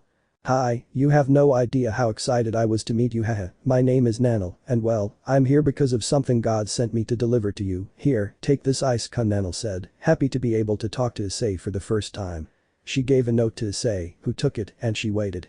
A demon attack in Hinamoto, huh? Well, Drake, we have work to do, Issei said to Drake. Sure, buddy, let's crack some skulls, hahaha, said the red dragon. Issei put the note away and looked at Nanel, who smiled at him. Well Nanel, thank you for bringing the note. Wait here a moment, I'll just leave a note for Lina and Risty about my departure, said Issei. Of course, Ice-kun, you go ahead and I'll wait for you here, Nanel said, and so Issei quietly entered the orphanage and came out in a few minutes. Alright, let's go then, said Issei, and Nanel nodded. Issei went to his cart and climbed in with Nanel beside him, ready to enjoy the ride. We'll arrive in Hinamoto at dawn and stay there until the demon jam is over. So, since we haven't met yet I've known about you for a while, Nanel will get to know each other. Nanel blushed when she realized he'd found out. And so, the journey between the angel and the dragon to the lands of Hinamoto began, all under the watchful gaze of the moon. The next day. Issei and Nanel, who was sleeping leaning against Issei, arrived at the outskirts of Hinamoto after using a boat that Elohim had prepared for them so they could get there quickly. From afar, Issei could see how beautiful and familiar the place seemed to him, as it looked very Japanese, and he liked it a lot. Ah, it feels so good to see something familiar, Issei said, taking in the surroundings. He continued driving the cart for a while until he reached an inn where he parked it, carrying Nanel, who snuggled up to him, still asleep. Issei smiled at this, paid for a room, left Nanel there, and then left the sleeping angel to see what he could find. What a lovely place, Issei said, walking through the forest, enjoying the natural beauty. It was refreshing. He walked for a while until he reached a river where he saw someone he knew. Hello, how are you, Elohim-san? Issei greeted the man who was fishing. Haha, good as always Ice-kun, you arrived quickly, although I already knew that, said the blonde man, stopping fishing to approach Issei. Tell me, have you eaten yet? He asked even though he already knew the answer, because he is God dude, no way XD. You already know the answer, Issei stated the obvious, and the man invited him to a cabin that appeared out of nowhere a few meters away. Honestly, nothing surprises me anymore with you, Issei said to the blonde man, who laughed at that. They both entered the place where a good breakfast awaited Issei. They both sat down at the table and Issei, asking permission, served himself food. While Issei was eating, Elohim decided to speak. The demons will attack tonight, it will be in the mountains north of Hinamoto. I can't interfere in matters like these, so I'm asking you, Ice-kun. I need you to stop those demons so they don't harm this place, Elohim said to the chestnut-haired boy, who stopped eating upon hearing that. I'll do it, that's why I came, right? After all, Issei said, and Elohim smiled at that. I really appreciate you helping with something that has nothing to do with you, Ice-kun, and please take care of Nanel. She's a bit clumsy and impulsive, but she's a very good girl, Elohim said, and Issei nodded in agreement. Don't worry, I'll take good care of her and keep her out of trouble, you can count on it, Issei said, making Elohim smile. The brunette and God talked for a while about things other than demons and such. Half an hour later, Issei said goodbye to Elohim and returned to Nanel at the inn where he had left her. Time skip. So you were with Elohim-sama, Nanel said, sitting on the bed in the room Issei entered. The brunette was sitting in a chair in front of her, arms crossed and nodding. Yes, now you will accompany me on my journey, Nanel-chan. I was told that your superior should leave the Queen's Blade tournaments in the hands of another angel, so I hope we get along well from now on, he said, with Nanel smiling as she nodded. Of course, Ice-kun. She said happily. Of course you can go out and do your angel things, but you have to avoid trouble, Issei said, and she nodded, although Issei doubted that she would comply 100%. Well, let's take a walk around here while we wait for nightfall, Issei said, encouraging the angel. Yes, let's go for a walk. Nanel said happily, and Issei caught that joy too. So they both went out to visit Hinamoto, looked at the various shops, ate a little bit of everything, and so on. Streets of Hinamoto. Near Massacre Shrine. Issei and Nanel, who was flying beside him, were walking near a temple where the Mushimiko, warrior priestesses, lived. Issei looked at the stairs leading up but decided not to go there to avoid any trouble. But as they were about to continue on their way, a group of priestesses were walking towards the stairs that led to the temple. They passed by Issei and Nanel. The angel ignored them since she was enjoying being with Issei, but the brown-haired boy watched them until his eyes met one in particular who stood out from the rest. She was a fit young woman with long black hair tied back to restrict its movement. She wore the standard attire of a Japanese priestess, with violet eyes and fair skin. She was a stunning beauty, reminding him of the first time he'd seen Akeno in her Miko outfit, but without those alluring eyes. The girl's eyes were calm and conveyed a great kindness that drew Issei in. She's beautiful, Issei thought. The girl looked at Issei with some interest, but they both had to go their separate ways. Issei smiled at her amicably and continued walking with Nanel. I hope to see her again, Issei thought as they continued on their way. The girl stopped to watch the direction Issei had gone. She found him intriguing and could swear he was stronger than he appeared. His spirit exuded more power than any she had ever felt. I'll make a change and now Issei will wear new clothes since I wasn't convinced by the ones he wore before, so here's his new outfit. This will be Nafumi-sama's, only without the cape since it looks better that way. Tomo-sama, is something wrong? I called to the one now known as Tomo, one of the Mikos, pulling her out of her thoughts. His voice was soft and beautiful. No, excuse me, let's continue, Tomo said, only to look over her shoulder where Issei had been. Who is he? His aura was strong, Tomo thought, but she put her thoughts aside as she had things to attend to. Time skip. The evening. It was already night and it was time to act. Issei and Nanel headed towards the mountains near the Massacre shrine when something caught their attention. Are those ninjas? Issei wondered, seeing clearly, since he could see as if it were daytime even at night, as a group of ninjas in red armor positioned themselves around the Massacre shrine. Issei sensed malevolent presences several meters away, and that only meant trouble. Nanel-chan, please, I need you to observe what's happening from the sky. I'll take care of checking here, Issei said to Nanel, who looked at him strangely but agreed nonetheless. Okay, I'll let you know, Nanel said, flying off into the night sky to see what was happening, while Issei quickly approached the outskirts of the sanctuary to prevent whatever might happen. Massacre Sanctuary. Moments before. Tomo was taking a bath when she was interrupted by her follower, Shizuka, a beautiful young woman in her early 20s with fair skin. Her lavender hair is kept short on the sides, with a long strand hanging from the right side of her bangs down to her chest, and the hair at the back of her head is slightly thicker, reaching her shoulder blades. Her lips are lavender, matching the color of her hair. She has light blue eyes and a large bust. Her main garment is a short, sleeveless dark purple robe with black trim. The front and back of the robe are open, revealing a significant amount of cleavage and fully exposing her back. The robe is held together by a red obi belt tied at the front of her waist. On her forearms, she wears dark brown leather armbands. Her right elbow and shoulder are bare, while her left arm is covered by a mesh sleeve and a simple shoulder plate. Shizuka's legs are almost bare, except for dark purple socks and Japanese-style tabi shoes. The most distinctive part of her outfit is the brown headband with a pair of small curved horns.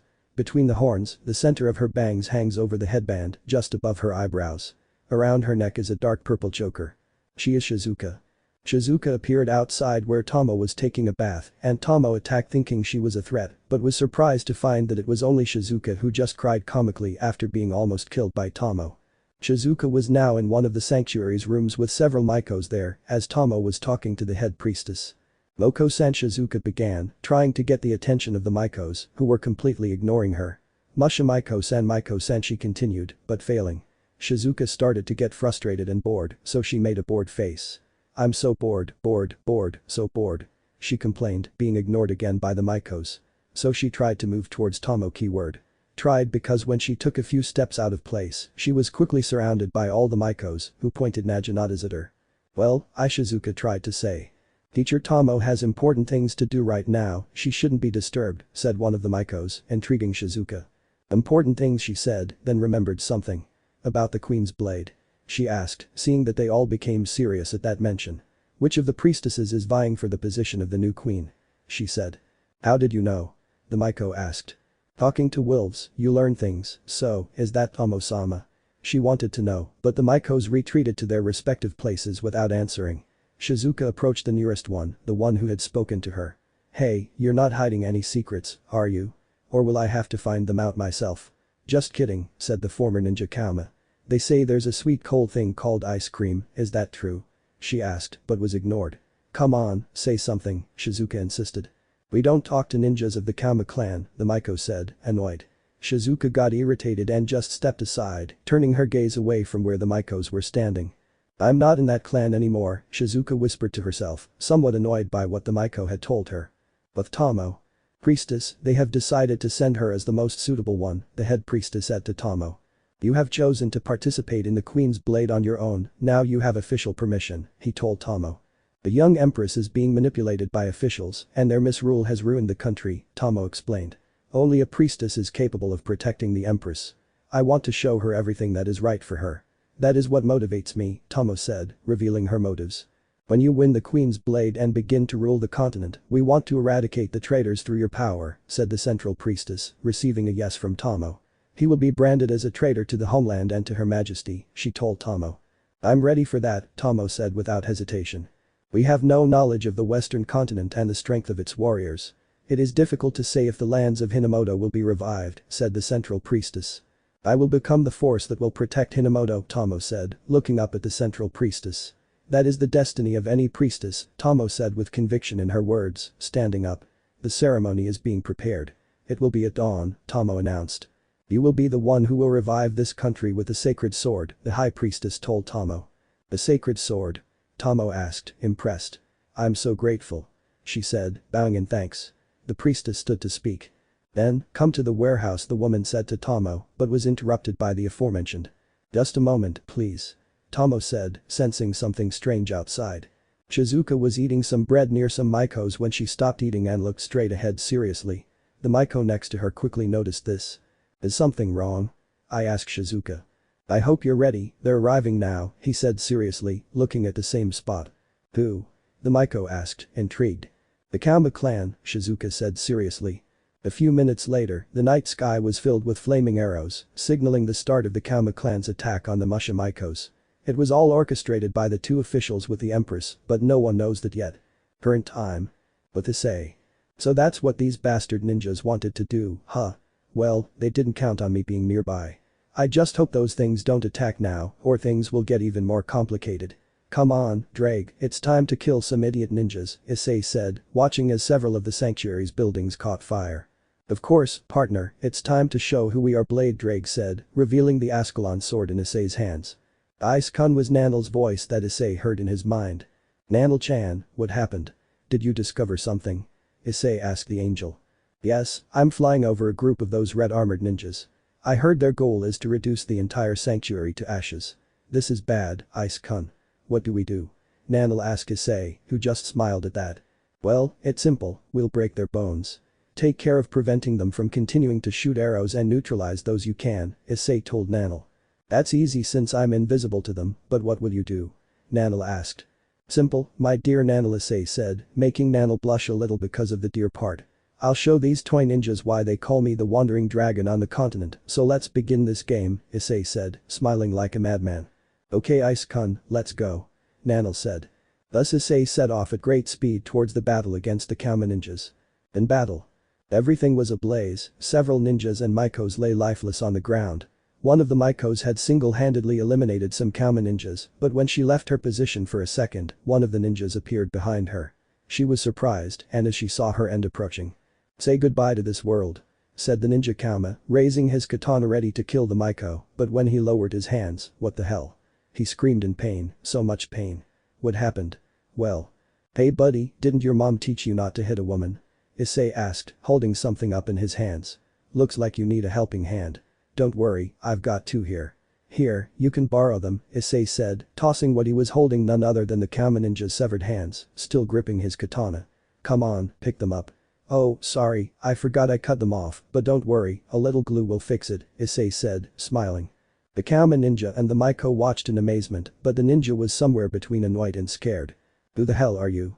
The ninja yelled, still in pain, but in the blink of an eye, Issei vanished from sight. The Maiko watched in amazement at Issei's speed. Where are you, ugh? He stammered, spitting out a large amount of blood. The ninja didn't finish his sentence before a sword pierced his chest. Why you bastard, who are you? The soon-to-be dead man asked. How pathetic, and you claim to be a ninja. Didn't you see me move? What a disappointment, but that doesn't matter anymore. And to answer your question, you don't need to know. After all, Amiwa Mushinderu, you're already dead, Issei said seriously, but inside he was thinking something else entirely. Oh yes, I've been wanting to say that, ho ho ho ho, how happy I am, he thought to himself, while Drake shook his head at that. Nani? Was her last word, because the following happened. Skip to 036, it's the final part of the bloodbath brutality that I apply, but from behind. And so the ninja Kama was brutally split open from his chest to his head, revealing his brains and a spurt of blood that did not splash on Issei. The poor Maiko, who was not ready to see that, vomited her dinner and was somewhat traumatized, but nothing that time cannot heal. And her brains were scattered everywhere, and that's it, said Issei, looking at the poor Maiko who stared at him with some fear, which Issei noticed immediately. I'm sorry you saw that, Issei apologized. Who are you? The Maiko asked. Look, now's not the time to explain things. First, we have to repel those ninjas, so all you need to know is that I'm on your side. Come on, girl, this is just the beginning, Issei said, leaping out of the area and heading to another. The Maiko watched, impressed, but she put that aside. She had to help. She glanced one last time at the half-destroyed corpse and left with that disgusting image in her mind to fight. With Tomo. The High Priestess and Tomo repelled the enemy, both armed with katanas. Several Kama ninjas appeared, but when they killed one, two more would appear, and so on, and it began to exhaust them. Are you alright, Tomo? The central priestess asked worriedly to Tomo, who was killing another filler ninja. Yes. Tomo replied as they both killed another pair of filler ninjas who appeared. The ninjas were falling like flies, one by one under the expert hands of both women. Everything was going well until the typical Muslim ninja appeared, and this worried both women. Here we go, said Muslim number 1, turning around and showing that he had a barrel tied to him with some kind of explosive, gunpowder maybe. We'll never know. Oh, no. Cried the elderly woman in worry, seeing the barrel begin to glow. She used it as a shield for Tomo and the place where they were exploded, but. It's good that I arrived in time, otherwise you'd be dead, said a male voice shielding the two women.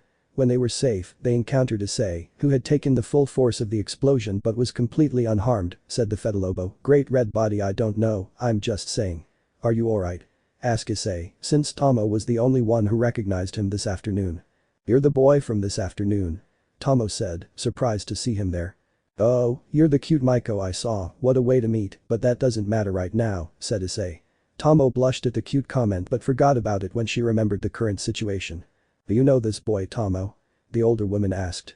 I only saw him this morning walking down the street near the Kanui-sama stairs, Tomo explained. I'm Haidu Issei, ice to my friends. I'd like to know your names, but the situation prevents me from doing so. It will have to wait until after this, as something about this seems strange to me, and I want to finish helping you as soon as possible, since I have something more important on my hands, Issei said, and the two had to accept, since the current situation was very bad. Alright young Issei, we appreciate your help, but we need to get to the warehouse, since I have to deliver your sword to Tomo, Kanui said to Issei, who nodded. Alright, I'll cover for you, so let's go, you lead the way, Issei said, and they both nodded and left the burning room.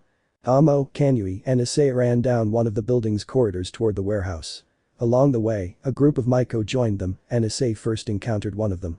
Several ninjas appeared everywhere, but the group easily dispatched them. When they got close, a large number of ninjas blocked their path. Damn it, they keep coming out, they're like damn cockroaches. Issei complained, ready to kill them, but something strange happened. What? Was the question they all asked themselves when they saw the Kama ninjas deflate one by one and fall like empty balloons, but Issei saw this with a bad feeling. Don't you have a feeling something bad is going to happen? Issei asked, watching as the last of the ninjas fell and it happened. I'd better shut up, Issei said, watching as the bodies deformed into a giant toad, a freaking giant toad. That destroyed the hallway and everything around it as it grew. Far away on the stairs, Shizuka, who had dealt with her opponents, saw Jiraiya's summoning that giant frog. Forbidden technique, Hell Toad. The former Kamen wondered, looking at the cheap copy of Gamabunta. It's crazy. They won't be able to become human again. Shizuka said, staring at the toad, until someone caught her attention. The Kama ninjas have become demons, we are not afraid, even if our human bodies die, spoke the voice of the Kama leader, who was a red-haired woman of no real importance, since she will only appear in this chapter. So now you're the leader of the clan? Shizuka asked the woman. All thanks to your mistakes, I managed to revive the abandoned Kama clan, the woman replied to Shizuka. He's not the same anymore, Shizuka asked, assuming a battle stance. Back with Issei and the Musha Maikos. The Maikos attacked the toad with talismans that formed a kind of magic circle in the shape of a yin-yang, colored red and black, which launched rays that had little effect on the toad, who then launched its poison towards the group. No, spit somewhere else, Issei said, throwing a slash that sent a wave of energy dispersing the stream of acid, which didn't affect anyone. But the toad launched its tongue, which Issei caught and held tightly to at least immobilize the toad, which he could easily eliminate, but they also had to defend their place for themselves. What are you doing standing there watching? Attack this overfed amphibian. And you two go get that sword. Issei shouted, and everyone moved to attack the toad with their talismans, which couldn't move. Be careful, young man, Kanui told Issei. You stay calm and I'm nervous, just go get that weapon quickly because this stupid toad will escape me, since his damn tongue is sticky, Issei said, and the woman nodded. Let's go, Tomo, said Kanui. Yes, Kanui-sama, be very careful Issei-san, Tomo said, and Issei nodded. Just hurry up, Issei said. With Shiuka, she fought against the leader of the Kamen, they fought among the trees throwing kunai and other ninja things. Leave them alone, you idiot. Those officials will be the ruin of Hinamoto if we let them continue to govern. Shizuka said until she was caught by chains to a tree. A ninja spends their time searching for new techniques and new battlefields, she said, tightening Shizuka's restraints. If Hinamoto is ruined, we'll simply look for another country, she added, further tightening Shizuka's restraints. Shizuka's nipples were visible from the pressure, and her clothing wasn't exactly helping matters. Where's the fun? How much could one ever improve? The path of a ninja is a path of destruction. You've forgotten that, so I won't waste my time with you, the woman said when Shizuka began to giggle. What's so funny? The woman asked, finding Shizuka's behavior odd. You are just like me, Shizuka said as she quickly freed herself from the chain bindings in a ninja shadow and appeared behind the woman. That's why you'll never defeat me, Shizuka declared. Damn it. The woman said angrily, preparing for the next round.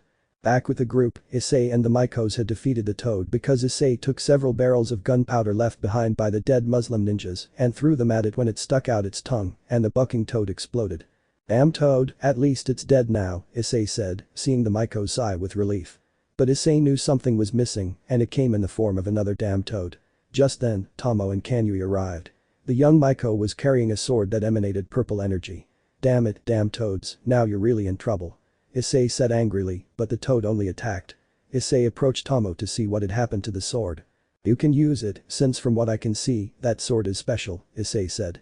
Only if my skills are good enough will I be able to master it, until then I won't be able to draw it, Tomo said disappointedly, but Issei put a hand on her shoulder. Issei-san, she said, looking at the brunette who smiled. Don't say that, you can do it, I'm sorry, you're strong, it shows in your eyes, there's that toad, so test your strength and skills on him, Issei said, giving Tomo confidence, who took a bold look. But Shizuka, she fought even with the lead ninja. I believe that as leader of the Kama clan, I couldn't stray from the path of destruction, however Shizuka said, having a flashback to when she met Tomo and Tomo taught her about having a reason to fight. See chapter 2 of Queen's Blade to find out, as I don't want to prolong this. Returning to the group, Tomo lunged at the frog, throwing explosive talismans that did no damage to the toad.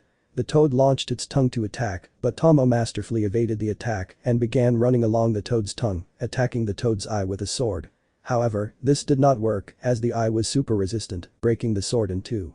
In midair, the sword was caught by the toad's tongue, which slammed it hard against the ground. Arg. Tomo complained in pain, spitting out a little blood. Just as Issei was about to cut off his tongue as it began to touch Tomo's breasts, it was quickly cut off. Leave Tomo alone, you filthy perverted frog. Issei yelled as the toad groaned in pain from having its tongue cut and blood spurted from the wound. Issei saw Tomo being tended to by the Mikos and Kanui. He approached her. Come on, Tomo, I know you can do more than that. You have the power. They believe in you. So get up and defeat your enemy. You're strong, and you can master that sword. So, Tomo, get up and win. I know you can do it, Issei said to Tomo, who looked at him. She's right, they trust me, they trusted me to enter the Queen's Blade, I can't let them down, Tomo thought, getting up and beginning to emanate an aura that combined with that of the sword, which began to tremble. Tomo you Kanui said, impressed, watching as that powerful aura enveloped Tomo. Give me everything Tomo said, grasping the hilt of the sword on her back. Give me all your power. She shouted, drawing the sword from its sheath. This impressed all the Miko, and Issei smiled at the sight. A glow emanated from the sword, and there in all its splendor, Kushinawa, Sacred Serpent, stood ready to vanquish its enemies. Now, Tomo was serious and launched herself at the toad. The ultimate attack of a priestess, Tomo said, running at great speed toward the toad. She has great potential, Issei thought, watching Tomo prepare for her final attack. Tomo ran and leaped high into the air. Dissection. She shouted, launching a great slash that cut the toad in half, eliminating it once and for all. But Shizuka, she ended her fight with the leader of the Kamen, a crossfire of weapons while they were in the air, and then both stood a few meters from each other. For the good of the country. The Retreat spoke. Those beautiful words can't be taken into account, nor can they be believed. Cough. Were her last words as a large cut on her left side ended her life. Shizuka didn't look at her. You're wrong, she's not fighting for her cause at all. Tomo-sama isn't fighting for the good of the country. She's fighting for the cause of the Hinamoto people, who are important to her. That's why she's so strong, Shizuka said, looking at the moon. But Issei and the Musha Mikos, they were now reassured that everything would end with the fewest possible casualties, thanks to Issei's intervention. What a night, said Issei, seeing the sanctuary in flames and ruins. What a problem with those idiots, Issei said. At that moment, Kanui and Tomo, along with several Musha Mikos, approached to thank him for his help. Young Issei, thank you very much for your help, said Kanui, bowing in gratitude along with all the Mikos. There's nothing to thank me for, although the truth is my real objective was close to here, otherwise this would have ended differently, said Issei. It's good that it wasn't like that, but even if it wasn't your intention to help, we appreciate your help, Kanui said to Issei. But when everything was calm, it happened. Ice-kun. Nanel screamed as she flew towards Issei in a panic. She had already sent the remaining Kamui ninjas packing. This is bad, very bad. She yelled, but Issei calmed her down by gently taking her shoulders. All the Mikos were amazed to see an angel for the first time. Calm down first, Nanel-chan, now tell me what's wrong, said Issei. Nanel calmed down a little and decided to speak. The demons, they're close, he said, and Issei frowned, becoming serious. I knew one couldn't relax for a moment, he said seriously, looking at Nanel. I need you to help me repel those things. I know you can take care of those with your power level, so finish them off. I'll take care of the stronger ones, Issei said. Of course, Ice-kun, Nanel said, summoning a sword. Issei-san, what's wrong? Tomo asked. Issei looked at her, still with a serious expression. Something more dangerous than those ninjas, a group of demons is approaching this place, so I'll need you to take care of as many as you can. Tomo, you're strong, and I need you to protect this place, Issei said seriously. Just then, Shizuka arrived to see what was happening. Issei noticed her, but also her outfit. Why am I not surprised that she's wearing something like that? Although I'm not complaining, she looks quite beautiful like that, the brunette thought, looking at Shizuka. Tomo-sama, I'm so glad you're safe, and you too, that's good, Shizuka said, happy that everyone was alright. Then she saw Issei and Nanel. And who are they? She asked. They're friends, Shizuka-san. The boy is Haidu Issei, and the angel is Tomo tried to say Nanel's name. Nanel, this is Nanel, and well, nice to meet you. I'd like to talk more, but there are more important things to see at the moment, Issei said seriously. What's wrong? Shizuka asked, and her answer came in the following form. Broiaya. The great roar was heard in the distance as those purple demons appeared nearby, along with some that looked like wolves. That's what happens. Nanel-chan helps the priestesses take care of these things. You can handle them. I'm going after the strongest ones. Be careful, Issei said, preparing his strongest weapon, Ascalon. The sword attracted a lot of attention, especially to Nanel who hadn't seen it properly. The weapon itself gave off a very strong sacred aura along with a different energy. It was beautiful. And that sword, Ice-kun? Nanel asked. Issei looked at Ascalon and then saw Nanel. It's called Ascalon, it's a gift I received years ago from a friend, Issei said, looking at the weapon with a smile before remembering something. Oh yeah, I have to give you something, Issei said, quickly reaching inside his clothes in confusion and pulling out a sword he had received from his best friend in the entire DxD world, Kiba. Here, this sword can help you now, he said, handing one of the sacred demonic swords Kiba had given him to Nanel, who observed the sword emanating two energies that shouldn't be together, but were. It's beautiful, Nanel said, holding the sword. And it's yours. Well, I have to go. I feel that the leaders of this attack are close. Take care, said Issei as he ran off towards the forest, leaving the Mikos, Shizuka and Nanel, to fight against those low-level demons, which they were handling well, since those demons were fast, but not fast enough for them. Well, I don't know what's going on here, but it seems it's time to fight again, Shizuka said, approaching Tomo, who had cut one of those purple demons in half. You've grown strong, Tomo-sama. I won't be left behind, the woman said to the Miko. Well, let's get this started, Tomo-san, said Tomo, and so they both began to hand out slaps. Ice-kun entrusted this battle to me, so I won't let him down, Nanel said, using the sword Issei had given her to begin killing several demons. Forest.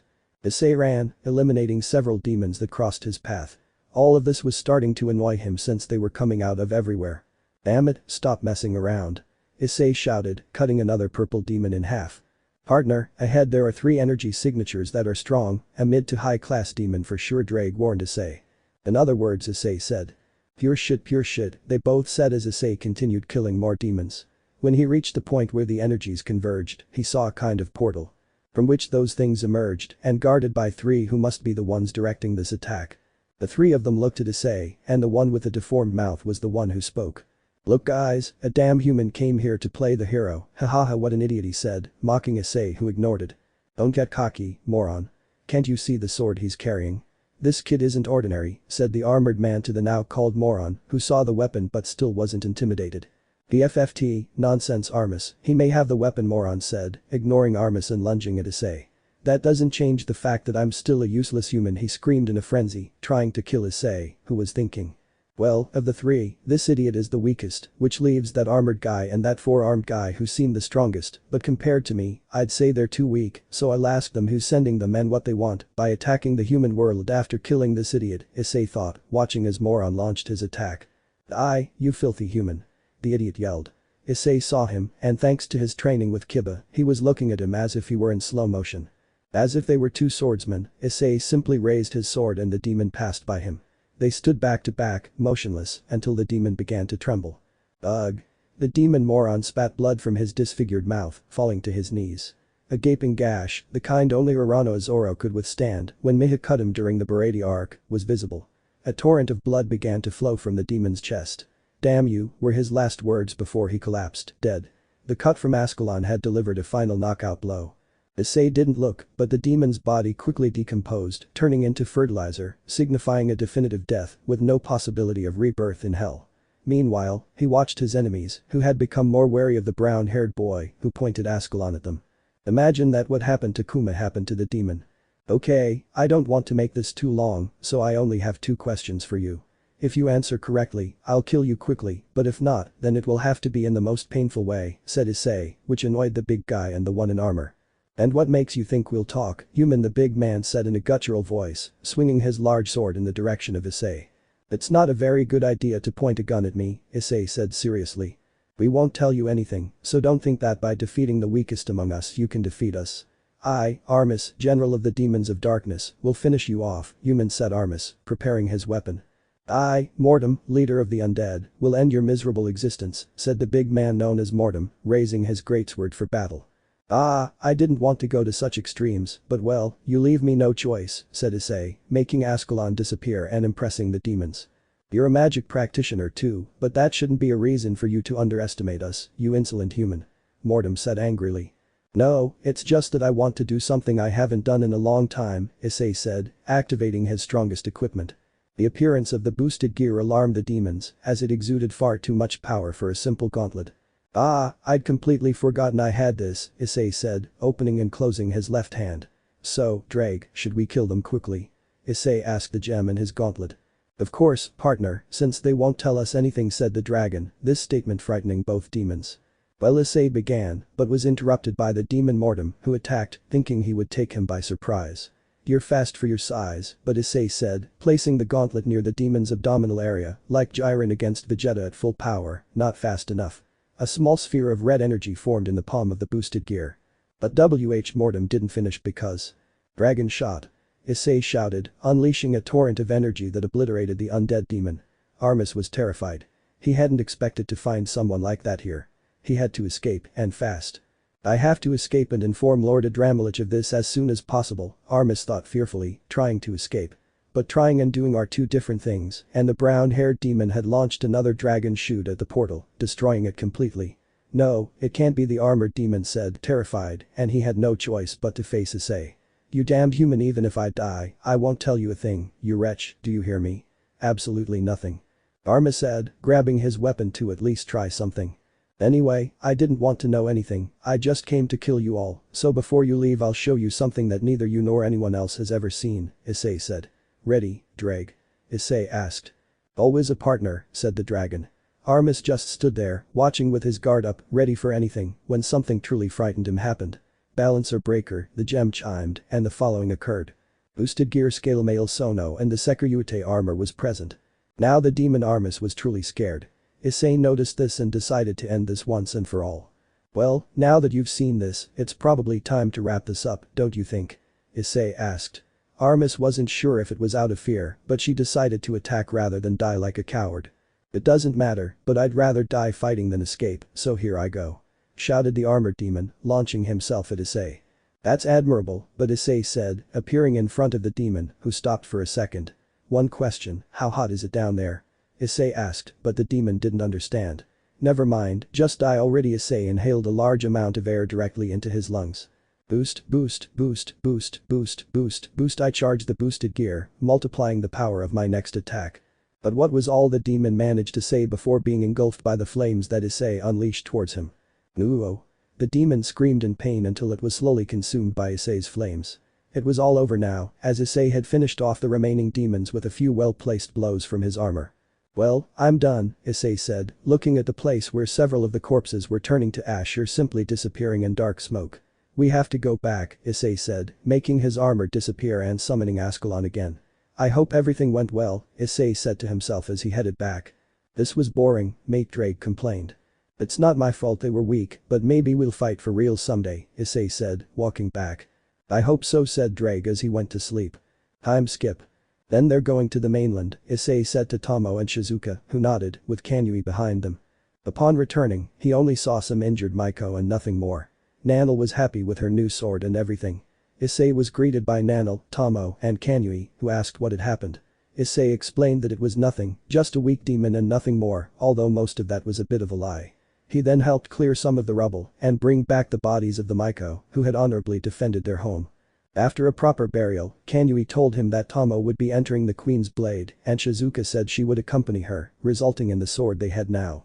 "That's right, Issei," Tomo said, referring to him as Issei had told her to stop using Issei and just call him that.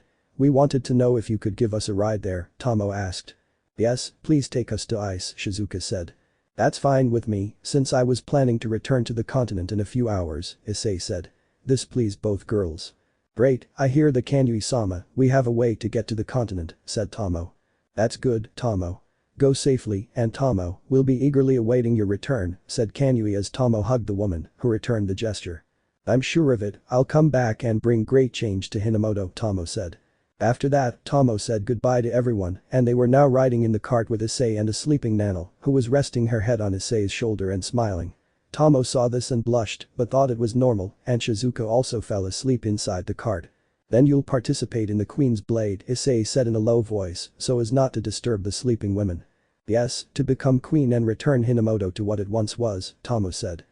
You know, there are many strong warriors on the continent, it might be difficult for you, said Issei, remembering a certain elf who almost raped him 4 years ago, Malona, Risti, and although Lina was strong, she still had a long way to go. I'm aware of that, but I'll still fight with everything I have to achieve my goals, Tomo said, and Issei smiled at that. I like your attitude, you might go far, but we don't know yet, the future is uncertain, and many things can happen, Issei said, and Tomo nodded in agreement. They continued getting to know each other better as they made their way to the ship that would take them to the continent. All the while, they were unaware that their display of power had attracted the attention of several people both on Earth and in Hell. Dinos. In the Queen's castle, she sensed Issei's power. She got up and walked to her bedroom balcony and let herself be seen thanks to the moonlight. She wears a cat ear-shaped headband and a metallic patch over her right eye. She wears a bright red outfit with belts crisscrossing the top. On her left arm, spikes protrude from her cauldron, and on her lower body, she wears red hip armor and a set of hidden blades that function as her underwear. On her legs, she wears red thigh guards and interlaced bands with a beast engraving across the upper thighs and metal heels with long spikes at the toe and heel. Aldra, the current queen, gazed at the horizon where power emanated. That power, he said, sensing the great force that could be felt in the distance. Don't worry, my dear Aldra, a female voice spoke, revealing a ghostly female figure behind Aldra.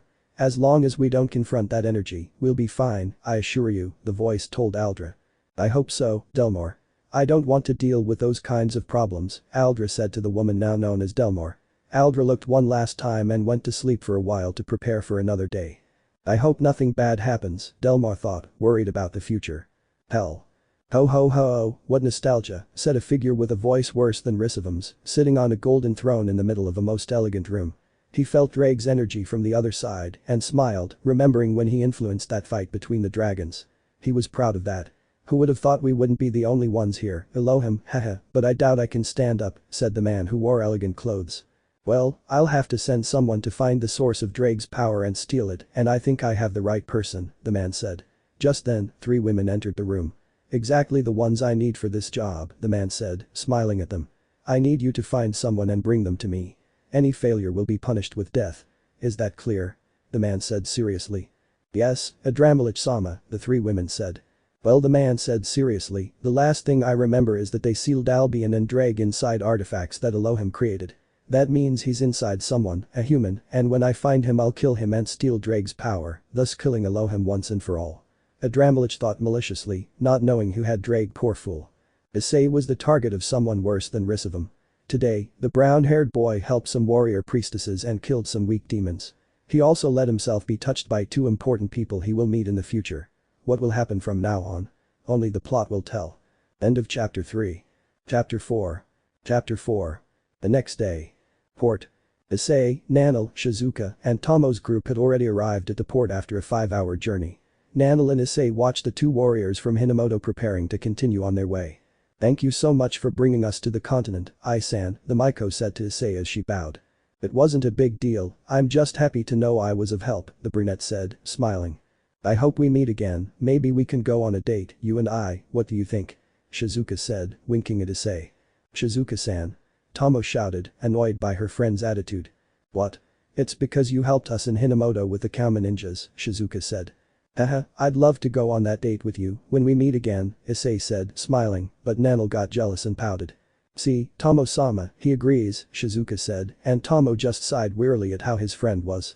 Ah, I don't know what to do with you anymore, but putting that aside, as Shizuka-san says, I hope we meet again, Tomo said. Well, the world is small, so anything is possible, Issei said. Yes, you're right about that, Ai-san. Well, we won't keep you any longer. You have things to do, and we have a path to travel, said Tomo. Yes, well, see you soon girls, take care and become strong to make it to the end, said Issei, leaving in his cart with Nanel. Yes, we hope to see you again Ice. Take care too Nanel. Shizuka shouted, waving her hand in farewell, which Issei reciprocated. See you later, said Nanel. After that, Shizuka and Tomo continued on their way to begin their new adventure to enter the Queen's Blade. Meanwhile, Issei and Nanel were traveling in the cart until they reached a deserted area. Issei got out of the cart along with Nanel, who looked at him strangely. "What's wrong, Ice? Why did we get off?" Nanel asked. "Well, it's simple, we'll teleport to the borders of the Great Wall. I imagine Lina and Risty must have arrived there already," Issei said to Nanel, who nodded. Issei proceeded to store the card in his pocket dimension to prepare the teleportation circle. "Alright, Nanel-chan, take my hand so we can go," Issei said, and the angel, blushing slightly at taking his hand, accepted. "Okay, let's go to the girls," Issei said, and Nanel nodded.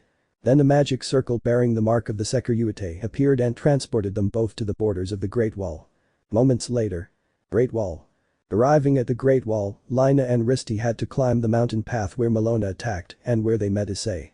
"We finally reached the border, but I still don't know why Ice disappeared in the middle of the night," Lina said, both happy and sad. "And I was thinking of giving him a little present for everything he did yesterday for the children in the orphanage. I hope we find him soon," Risty said, making Lina angry about the little present. "Hey, what do you mean by little gift?" Lina asked, annoyed, to which Risty smiled like the Cheshire Cat. "Oh, you can't imagine what I was going to give Ice-kun," Risty said pervertedly, further annoying Lina. The two argued for a while as they walked, with Lina being provoked by Risty using Issei as the basis of the whole matter. They calmed down when they reached the entrance of the borders. "Well," Risty said, looking up at the building. "It seems Claudette hasn't returned yet."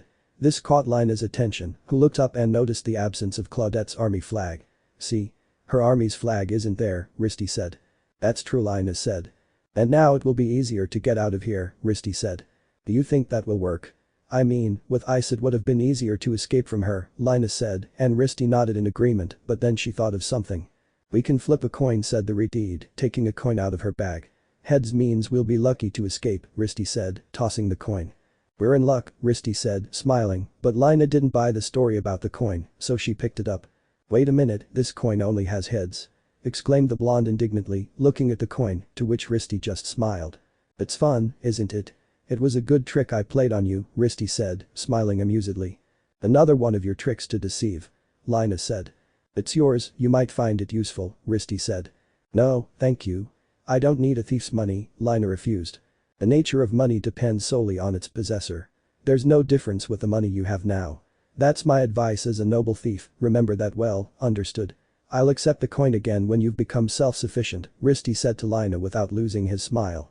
"You should listen to him. Money is money, no matter who has it. After all, money was only created to be spent, so accept it, Lina-chan," said the voice of a certain brunette approaching with Nanel at his side. Both women smiled at the sight of Issei, and Lina hurried over to him. "Ice. Where have you been? You have no idea how worried I was when I didn't see you this morning," Lina said, annoyed. "Hey Ice-kun, where have you been? I wanted to give you a little present for what happened earlier at the orphanage," said Risty approaching while sensually moving her hips. Issei saw this and smiled. "Well, first of all, Lina-chan, I'm sorry if I worried you, but my friend here needed help with something urgent. Her name is Nanel, by the way, and she's a lovely angel," Issei introduced Nanel, making the angel blush at the lovely comment and surprising both of them with the angel comment since it was rare to see an angel outside of heaven. "And you, Risty, well, I don't know what to say, but if it's about the orphanage, no problem. I did it gladly because I wanted those children to live well," Issei said. "It doesn't matter, remember these words well Ice-kun, you won't escape from me, I'll make you mine or you'll make me yours, whichever comes first," Risty said, teasing Lina. "Stop harassing Ice-kun like that," Lina said, jealous and annoyed that Risty wanted Issei all to herself. "HMPH, you're just jealous that he can choose me," Risty said, further annoying Lina, and they both started arguing again. "Does this happen often?" Nanel asked, watching the two warriors argue. Issei scratched the back of his head while laughing nervously. "Well, ever since we started traveling together," Issei said, and Nanel just nodded. "HMPH, don't think I'll just sit idly by. I'll be with Ice-kun too. Wait, they like Ice-kun, and so do I, but those two girls from Hinamoto might like him later on, meaning there would be more girls after Ice-kun, so he could have his own harem, a harem for Ice-kun. If what Elohim-sama said is correct, Ice-kun is a dragon and as such isn't bound by human laws, although it's not unusual for someone to have a harem here, that means I could build a harem for Ice-kun when I see the opportunity, haha, with that I'll be Ice-kun's favorite, haha. Nanel laughed internally, thinking about her super plan that she would implement in the future, without noticing that Issei was calling her. "Hey Nanel-chan, can you hear me?" Issei asked, pulling the angel who was looking at him out of her thoughts. "Hey Ice-kun, what's wrong?" Nanel asked. "We need to move, girl," Risty said next to Issei.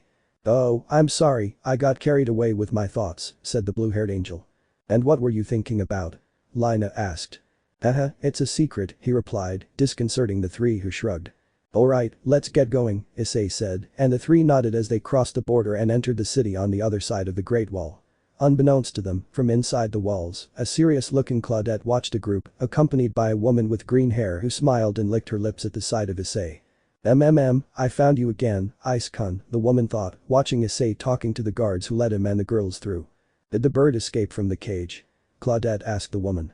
"Sorry, but I'll fix it," said the woman named Echidna, to which Claudette gave her a serious look. "If I remember correctly, your mission is to bring the queen back. Why did you let her go?" Claudette asked seriously to the relaxed woman.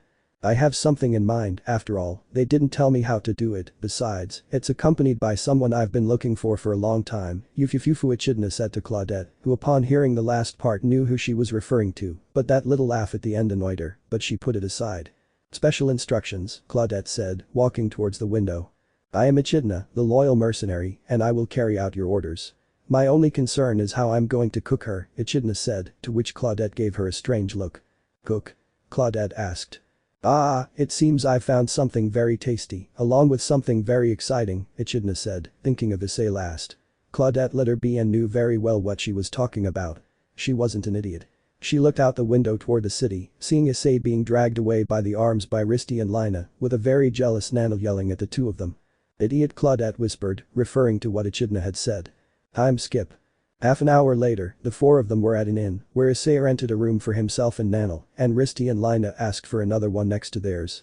"Well, we can spend the night here," Risty said to Lina, who was sitting on the bed. "Let's go get Ice-kun, let's go out for a while," Risty said, and Lina quickly followed her. They arrived at Issei and Nanel's room and knocked, receiving a nod from Nanel. When they entered, Lina blushed deeply and Risty smiled predatorily, licking her lips. There stood Issei, shirtless, his back sculpted and scarred, facing them both. Issei was looking out the window, while Nanel stared at him, a trickle of blood running from her nose. Sensing he was being watched, Issei turned around, revealing the muscles he had built over the years in this world. Now, blood began to trickle from Lina and Nanel's noses, but Risty moved forward, approaching Issei and placing a hand on his body as she caressed his abs. Ice-kun, you really do have a nice body. You had it well hidden with those clothes you wear. Tell me, don't you want to go out and have some fun with me?" Risty said, looking at Issei with great desire. Issei smiled at that. He liked this girl. "Well, I'd like to, but I don't think Lina-chan or Nanel-chan would like that idea. But another time, I'd like to go with you wherever you want, Risty-chan," Issei said, making Risty smile. We can go now," Lina said jealously. Then they all went for a walk around the city, with Issei looking at the ingredients they had and some medicines. Lina seemed like a little girl and bought a few things. Issei and Risty sighed at that, since the Redeed had to give her lessons on what she should and shouldn't take on a trip. Nanel bought some things with some money Issei gave her. They were buying some clothes and fabrics for the blonde's trip. Issei bought several fabrics to see where to donate them. They were like that until they arrived at a bar to relax for a while.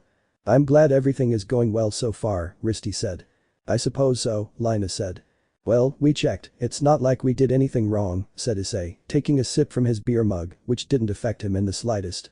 "Yes, the only one who could get us into serious trouble is you, Risty, but the good thing is that you haven't done it yet," Nanel said, teasing Risty. "What did you say, you stupid angel?" Risty said, annoyed. "Calm down, both of you. We're relaxing, so don't fight," Issei said, and Risty sat down, taking a sip from her jug. Lina smiled at how quickly Issei calmed her down.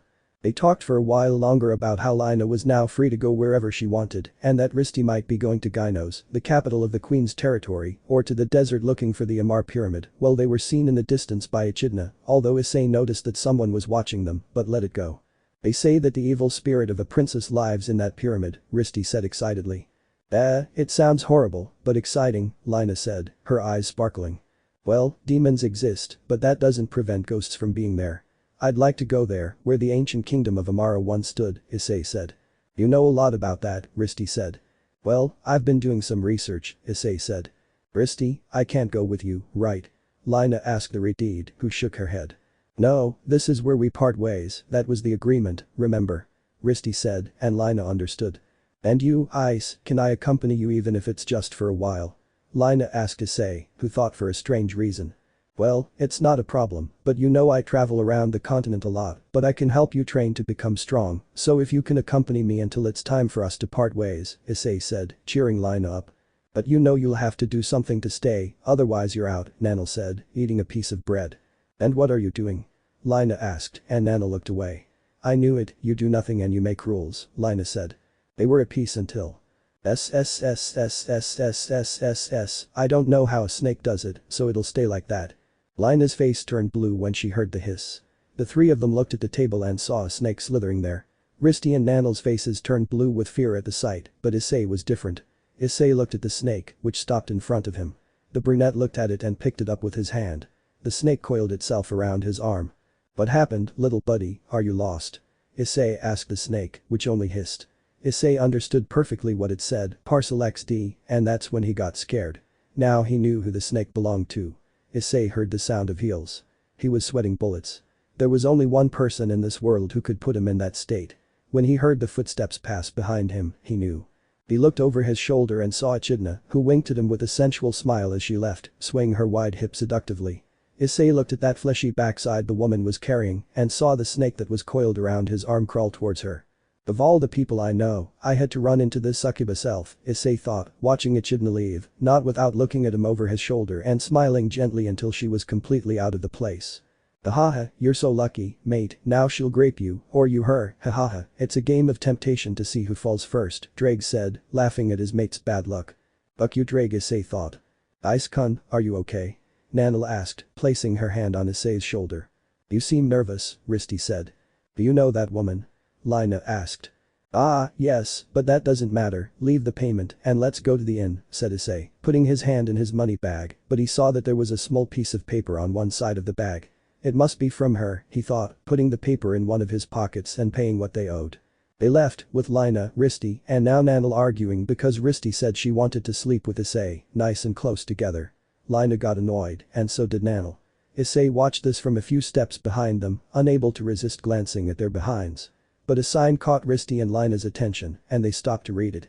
It was about some kind of underground fights where warriors battled for money. Lina needed that money to continue her journey and didn't want to be a burden on Issei while they traveled together. Issei said it was fine and that she should participate since it might help her grow as a warrior. So they went to the hotel, watched from afar by Echidna, who smiled when she saw Issei. Time skip. Night. Then the fights. Issei, Risty and Lina arrived at the place, Nanel stayed resting at the inn. Issei and Risty were watching from the upper level of the arena as Lina was dressed in clothes that flattered her beautiful body. But what annoyed Issei were the comments of the subjects, so sending a bit of murderous instinct he silenced and scared them. Risty smiled at this and took advantage by sticking very close to Issei. Jealous that everyone is looking at Lina, Ice-kun? Risty asked, and Issei looked at her. A little, but I can control myself, said Issei. Risty smiled and hugged his arm, placing it between her prominent breasts, making the men nearby jealous. Well, you can distract yourself a little with me, I wouldn't mind being with you in a dark place, Risty said, and Issei smiled, hugging the redeed around the waist, surprising her. Risty-chan, don't tempt me. I'm something you can't handle. I'm very rough when I lose control, he whispered in her ear, then bit her earlobe, making the woman shudder. All this while Lina was focused on her opponent as they fought in the mud. Bara? Aren't they a little too lovey-dovey? Asked a voice that made Issei shudder. Emerging from the shadows behind them, Echidna walked with a sensual sway of her hips while looking at Issei with a predatory smile. That's how he appeared behind them. Ice-kun, isn't that the woman you know? Risty asked Issei, who let out a sigh and faced the woman. It's been so long since we last saw each other, Echidna, Issei said to the woman in front of him, who crossed her arms beneath her breasts, settling them more firmly and with a smile on her face. I say the same, Ice-chan. Tell me, don't you miss your Echidna-chan?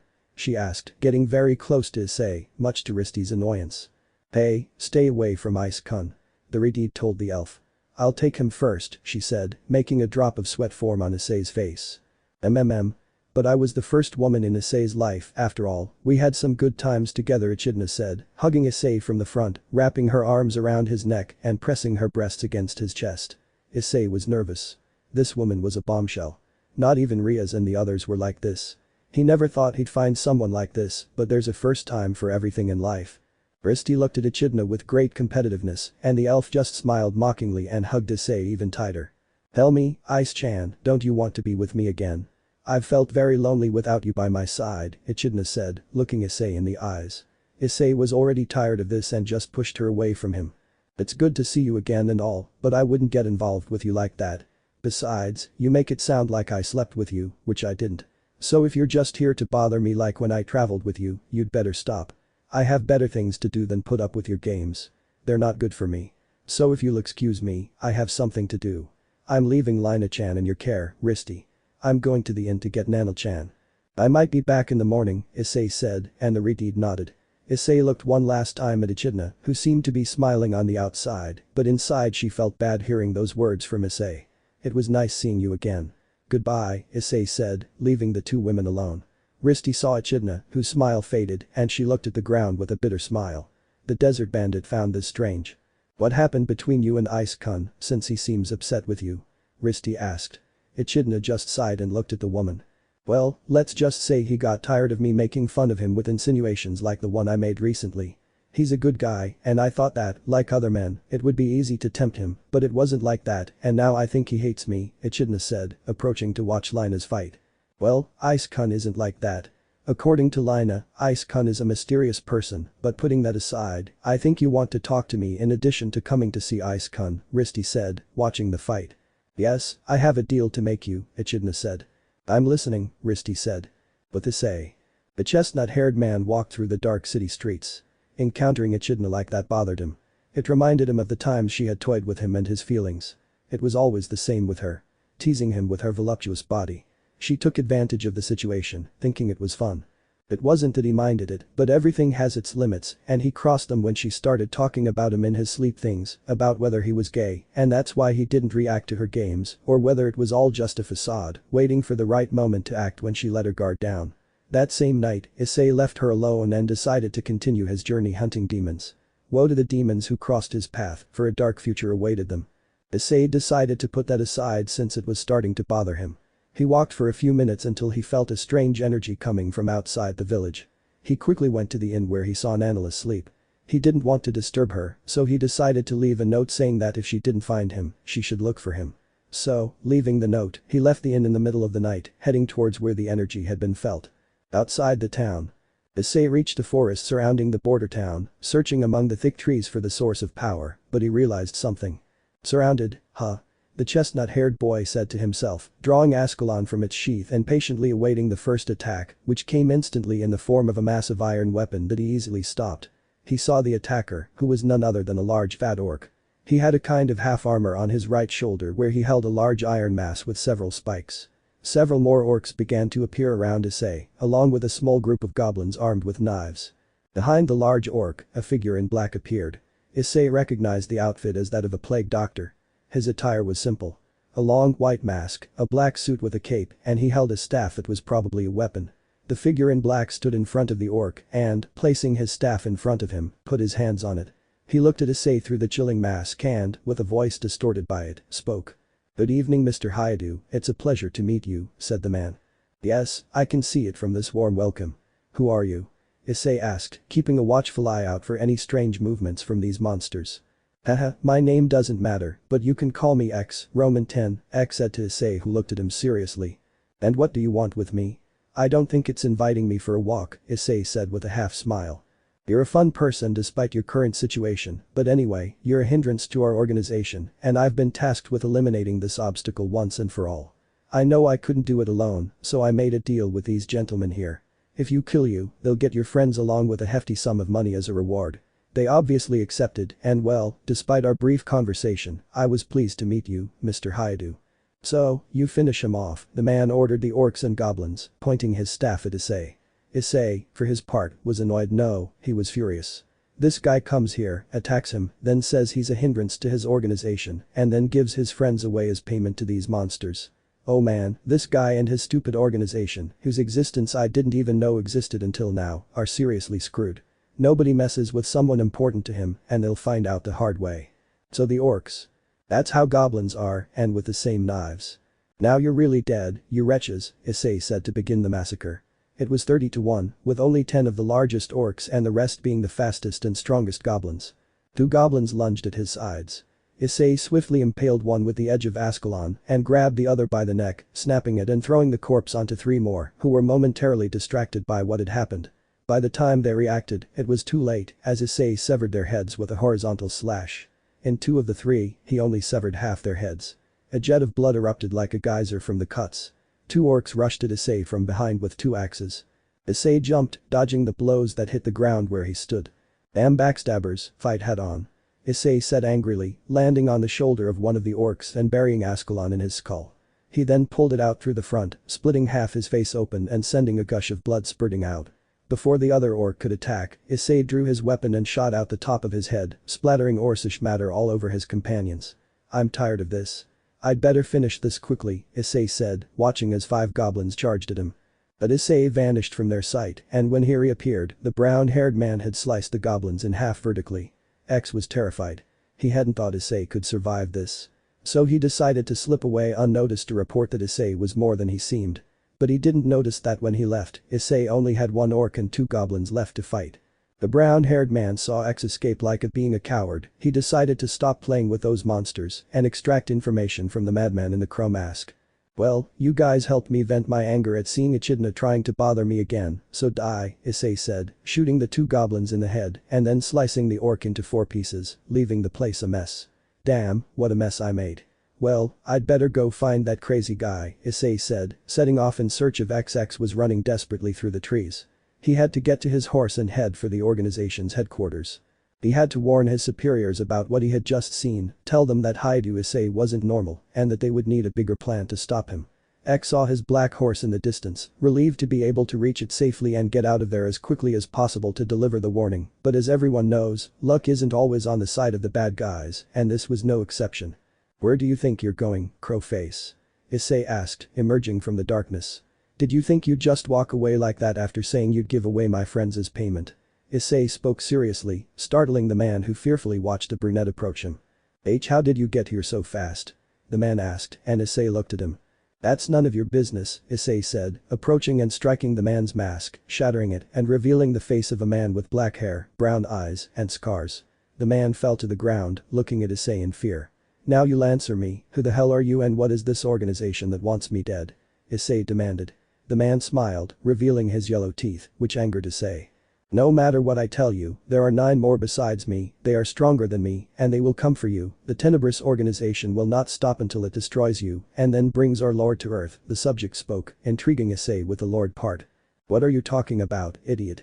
Who is that gentleman of yours?"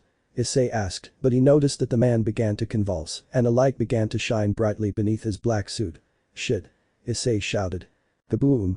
A loud magical explosion was heard in the forest. At the place of origin of the explosion, no trace of Issei was found, and this was seen by Echidna who had followed Issei. She was first surprised at how good the brown-haired boy was at fighting, but after seeing the explosion, she became very worried about Issei's whereabouts. "Ice-chan!" Echidna exclaimed, searching for any sign of Issei, but her search proved fruitless. "No, Ice-chan," the elf said, heartbroken, as she headed back to the village to try and get some sleep. She had searched for him for so long since he left her side, and now he's vanished in an explosion. But she was certain of one thing. The chestnut-haired boy was alive somewhere. Somewhere on the continent. Abandoned city. In a city forgotten by the people, a city in ruins and empty, as if it were a haunted place, in the building in the center of the city, which was large but terrifying, typical aspect of a haunted mansion. Inside the building, more specifically in one of its rooms, there were 9 dark figures gathered. "So X died, well I expected it, he was very weak," said one of the subjects with a distorted voice. "But apparently his death bore fruit. His last effort gave us valuable information about the obstacle," said another of the subjects. "I do say?" one asked. "I think we should eliminate him quickly. He could be a threat to our plans to bring our lord into the world," said another of the subjects. "Even if he wants to, we'll need to wait longer. That last teleportation spell took the target from where he was to another place. I don't know exactly where, but we'll have time until he decides to come for us," said the one who seemed to be the leader. "HMPH, that's stupid, I'll go after him and kill him," said another of the men, being seen by the others. "Be quiet, V. This isn't the time for that. We need to plan our next move carefully if we want to get out of this unscathed. That guy isn't one for games, so we need a plan to win," the leader said again. "What if we kidnap one of her friends?" another asked. "That's a good idea," said another. Stop this nonsense, that will only make him kill us faster, we must buy enough time to bring our lord to the mortal plane, and he will take care of the nuisance, said the leader. But how much time do we need? V asked. A few more days, the arrangements will be ready by the end of the week, but we need to keep an eye on him wherever he is, said the leader, and saw one of his subordinates raise his hand. Yes, V. He asked. I will keep an eye on it with my ravens, said V. Do you think you can? X got overconfident and died. What makes you think I'll catch you? X asked. That's not what matters, what really matters is time. With my crows I will keep an eye on the target when I locate him, and if I see that he starts to get clues about our hiding place, I will start to delay him as much as I can, said she. That's I-1, and it's the strongest of them all. I made it with the appearance of SCP number I don't remember. It will have some interesting abilities. Very well, but X is coming with you. Better safe than sorry, said the leader, and the two nodded. Good, that's all. You may leave, said the leader, and the 8 individuals left the room, leaving the leader alone. The individual in the same plague doctor's uniform approached a painting, removing it from its place to reveal a magic mirror. He whispered a few words, and the mirror reflected an elderly man with his face hidden beneath a hood. Saddler-sama, we will begin preparations at the end of the week, but we need help against the nuisance. It is stronger than we thought, said the individual. I-1, you have my full support to fulfill the resurgence of the master. In 2 days 2 members of the sect will arrive to give you support with the hindrance, so I hope everything goes well or this will have very costly consequences, I said Osmond Saddler, leader and mastermind in all this resurgence of the Lord. Yes, Saddler-sama, I won't let you down, and I appreciate your support, I said. Then they discussed a few more things, and I left, leaving the room alone. With Issei. Ugh, what a shitty explosion, the chestnut-haired boy complained, getting up and looking around at the sand and more sand he saw. The Amara Desert. Now I really need to go back, but maybe not. That way I can look for the Amara ruins and see what I find, he said, getting up and dusting himself off. But first, a place to rest, Issei said, starting to walk across the dunes of the cold desert. He could stay awake all night and withstand the low desert temperatures. So, with his search underway, he walked through the desert. Dawn was approaching, and he would look for somewhere to go, although maybe he should leave the desert and come back later to look for the Amara ruins to see about the princess's spirit. Now the chestnut-haired man had to deal with some crazy people who wanted to bring a demon to Earth, but nothing a good beating couldn't fix. He reunited with another person from his past in that world, although it wasn't what he expected. Now, after being sent to an unknown destination, his adventure continues, as being in this world taught him that when you plan something, something else always ends up happening. End of Chapter 4. Chapter 5. Chapter 5. With Issei. Amara Desert. Issei walked peacefully across the sand dunes, wearing a cloak to protect his body from the sun. Even as a dragon, his skin could still be affected by the sun's rays. He strolled calmly through the dunes with a single destination. The abandoned castle of the ancient kingdom of Amara, which was supposedly haunted and all that, something that, though it might seem impossible and even absurd, could happen in this world. You know something, Drake, walking like this reminds me of the Halo 5 Guardians promotional video, when Master Chief was looking for Kurtaba, and suddenly a Guardian appeared in front of him, Issei said as he walked. All that's missing is for some desert creature to appear in front of us, haha, said Drake, and sure enough, they didn't wait long before it started to tremble beneath their feet. Well, you had to talk, but it's still good since I was bored, Issei said, taking out Ascalon as the creature appeared in front of them. Oh, a desert worm. It's too big, but you know what they say, the bigger the better, Issei said. The desert worm lunged at Issei to devour him and continue on its way. The chestnut-haired boy allowed himself to be devoured, and the worm left, but… Broom. Flush. Ugh. I don't think that was a good idea, now I'm betting, said a chestnut-haired man emerging from inside the corpse of the worm that had been split in half from the inside. Aha, and he gave you the signal that it wasn't a good idea, huh? Drake asked Issei, who just let out a sigh. You know what, let's just keep going. I just hope no more of those things come out, Issei said, cleaning himself with magic, but again, another desert worm emerged along with 5 more. And that's what you get for talking, said Drake. I know, faggot, I know, Issei said as he launched himself at the worms. Issei remained unaware that his actions had been witnessed by someone. Moments before. Amara Castle. In the ruins of what was once the Amara Kingdom Castle, in a large room there were 3 people, they were 3 women and a floating staff. This girl will be a very good subject for the resurgence of the Amara Kingdom, exclaimed a beautiful woman with black hair and dressed in Egyptian style with joy. But don't you think she's very weak? After all, this perverted staff found her unconscious in a river, my queen, said a beautiful woman with platinum hair, looking at the first woman. In front of them stood Lina, her eyes lifeless, suggesting she was hypnotized. "Come on Anarista-chan, don't be like that with me, after all it was the best find I made, don't you see how beautiful and hot it is?" said the cane that had a weird cat head. "Yes, Cetra, Anarista, this girl will be one of the foundations to bring back to the glory of the great kingdom of Amara," the woman said again. "But your majesty, I believe you are weak," said Anarista. "Don't worry, my dear Anarista, she may be weak now, but I know she will become strong in the future," the woman said, looking at Lina. "Oh, how are you Menace? It's been a while since I've seen you," said a certain pink slime that returned to its normal form, Melona smiling at the woman Menace. "Oh, if it isn't Melona, what are you doing here?" Menace asked, looking at his companion. "Yes, what are you doing here, woman?" Cetra asked. "Shouldn't you be somewhere else, idiot?" Anarista asked, arms crossed. "Shut up, you perverted cat, and you stupid one," Melona said, looking at Lina. "Oh, if it isn't the bitch who said horrible things to me, what is she doing here? She was supposed to be with that boy who groped my breasts, just remembering it makes me want to look for him," Melona said, remembering Issei when he sucked on her breasts when they escaped from Vance territory. "Oh, it seems someone is interested in a man. Tell me, is he handsome or strong or both?" Menace asked, intrigued. Perhaps she could have someone by her side as the new king of Amara. "Well, I've seen some handsome guys, but he's got something special.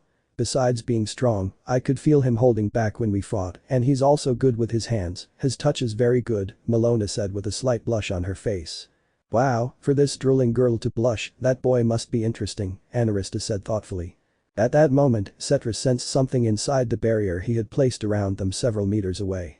"Someone is approaching this direction, 1, no, 2, no, 3 people," Cetra said as an image of Tomo and Shizuka walking towards them appeared magically, but then it changed to a chestnut-haired man destroying several desert worms. Apparently, the number of them had multiplied from 5 to more, and the chestnut-haired man looked furious. "It's him, he's the boy, he looks so cool fighting, although he seems very annoyed," Melona said, watching Issei's fight against the worms with enthusiasm. "Wow, he's really strong. No one can fight a large number of those worms without dying. You know, Melona, I'm starting to like that boy. He would make a great king for Amara," Menace said, looking at Issei with great interest. "I think the same, princess. I should bring him here. I'll take care of checking him very well myself," Anarista said, licking her lips as she looked at Issei. "Don't even think about it, I saw him first, what's more, I'm going after him, see you there," Melona said quickly, leaving the place to go to Issei. "Hey, wait, that's not fair," Menace complained, watching her slimy friend leave the place. "What should we do, your majesty? Shall we go for the first guests?" Cetra asked. Yes, we will give them a warm welcome," Menace said, looking at the hypnotized Lina. "But first we must test the skills of those women. My slave, go after them," she told Lina, who nodded.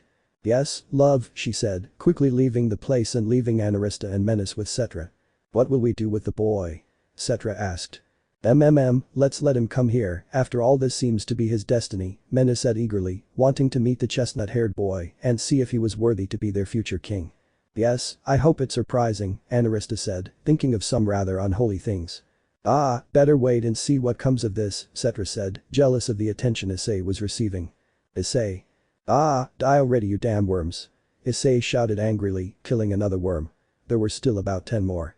"They're like rat children, they come out of nowhere," said Dreg.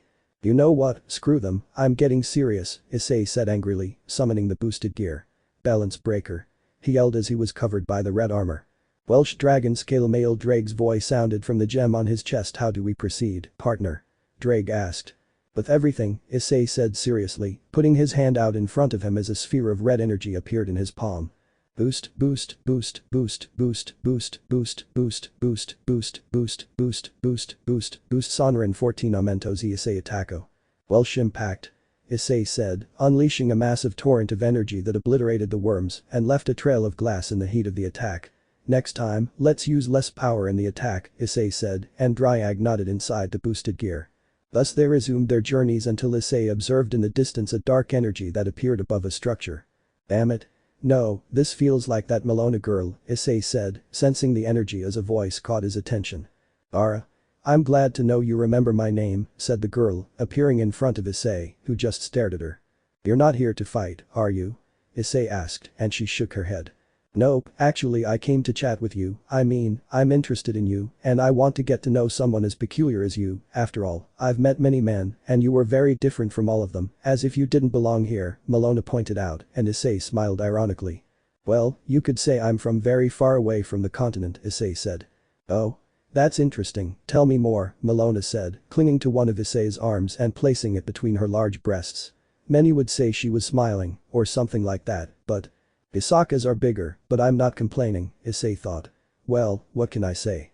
My life was normal until one day I met a girl. Issei told her his story in a very distorted way, making it seem as if he had always belonged to this world.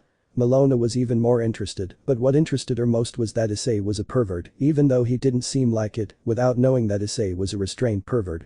I see. Was a voice that interrupted their walk when Issei was approached by a tearful Nanel who hugged him tightly while putting the brunette's head between her soft breasts. Oh, you stupid angel, Malona said angrily. Hey you idiot, let go of Issei, you're suffocating him with your breasts, Malona said when Nanel let go of Issei, blushing, and then looked at Malona with annoyance. Are you stupid slime? What are you doing with Ice-kun? Nanel asked. What's it to you, idiot? You're ruining my moment alone with him, so you'd better leave now and leave me alone with him, Malona said, teasing Nanel. Okay, that's enough, please, Issei intervened before things escalated. Nanel-chan, I'm sorry for leaving like that out of nowhere. I was supposed to return after dealing with the trouble, but an unexpected explosion knocked me out of the place, Issei said, remembering the magical explosion that had knocked him out. Oh, but that's not important now. Yesterday, Lina confronted her sister Claudette, who attacked her without thinking, and let Lina fall off a cliff. The good thing is that she survived, but the bad thing is Nanel wanted to say, but Malona interrupted her. My friend turned her into her slave with magic, said the pink slime with the hexy body. Issei was surprised. He should have a serious talk with Claudette about her irrational hatred of Lina. She was better than that. She didn't need her old father's approval. Ah, we'd better go see that friend. He didn't finish because he sensed dark energy about 2 kilometers ahead of them and saw a cloud of darkness rise above some ruins. He looked at Lina. Wait, aren't those Tomo and Shizuka? He asked, seeing the 2 girls from Hinamoto as a sandstorm erupted in front of them. Well, I don't know what's going on, but I have to go get Lina-chan, Issei said, followed by the 2 girls. But why are you worried about her? Is she your girlfriend? Malona asked, and Nanel became interested in the answer. It's not a question of whether or not she is, it's very important to me, and I wouldn't want her path to be cut short shortly after leaving her house. Besides, I promised to train her to become strong, Issei said without stopping running. When they arrived they saw a sandstorm blocking the way inside the structure that was the old palace of Amara. Damn storm, well I don't have time to waste if I want to get to Lina-chan quickly, said Issei, summoning Durandal under Malona's surprised gaze. Slaws. A deep cut left an opening in the storm. Let's go quickly. Issei said, and both girls followed him into the ancient structure. They ran through the corridors lit by oil lamps while in the distance they could hear debris falling. That's where Tomo and Lina were. The chestnut-haired boy and his 2 companions headed towards the fight to stop it, although Malona only follows Issei, since this fight made no sense. Issei and his companions were heading towards the fight, unaware that they were being watched by the entire continent, as a friend of Nanel's was broadcasting the battle. Somewhere on the continent. On a beach, enjoying the sun, an echidna was reclining in a beach chair. She was interested in seeing that Lina was alive, but when the image changed from Lina versus Tomo to Issei and company, she put down her drink and looked at Issei. She was happy to see him well after yesterday's explosion. I have to hurry, he must be nearby in the desert, said Echidna, taking her few belongings and her faithful friend Kelton the snake to go in search of Issei. Elsewhere, more specifically at Vance Castle, Elena, after being happy to see her beloved One-chan alive, was pleased to see Issei there with his sister, but became jealous when she saw him with an angel and that pink-haired girl very close to him. You have to leave Ice-kun alone, he's mine, Lina Onichan's and Claudette Nasama's, the younger blonde Vance sister growled angrily, planning to go looking for Issei and her sister. In another place, far away from the old Amar castle, Risti watched with a smile as Issei ran through the corridors of the place. So that's where you got yourself into, Ice. Well, we'll see each other later, and this time you won't escape me, haha, Risti said as she continued on her way.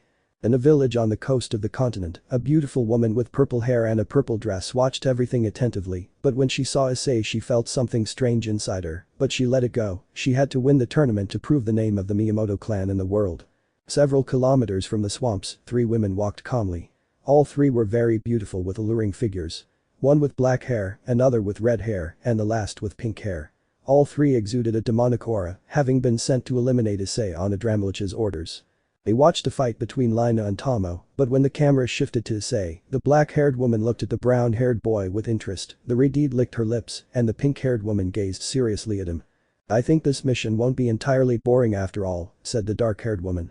"Yufufufu, first I'll have fun with him, and then I'll kill him," said the redhead, smiling lasciviously as she looked at the brunette.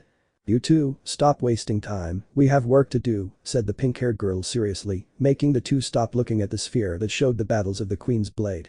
Then the three went their separate ways, with the redhead complaining about how boring and bossy the pink-haired girl was, and so on. Back with Issei.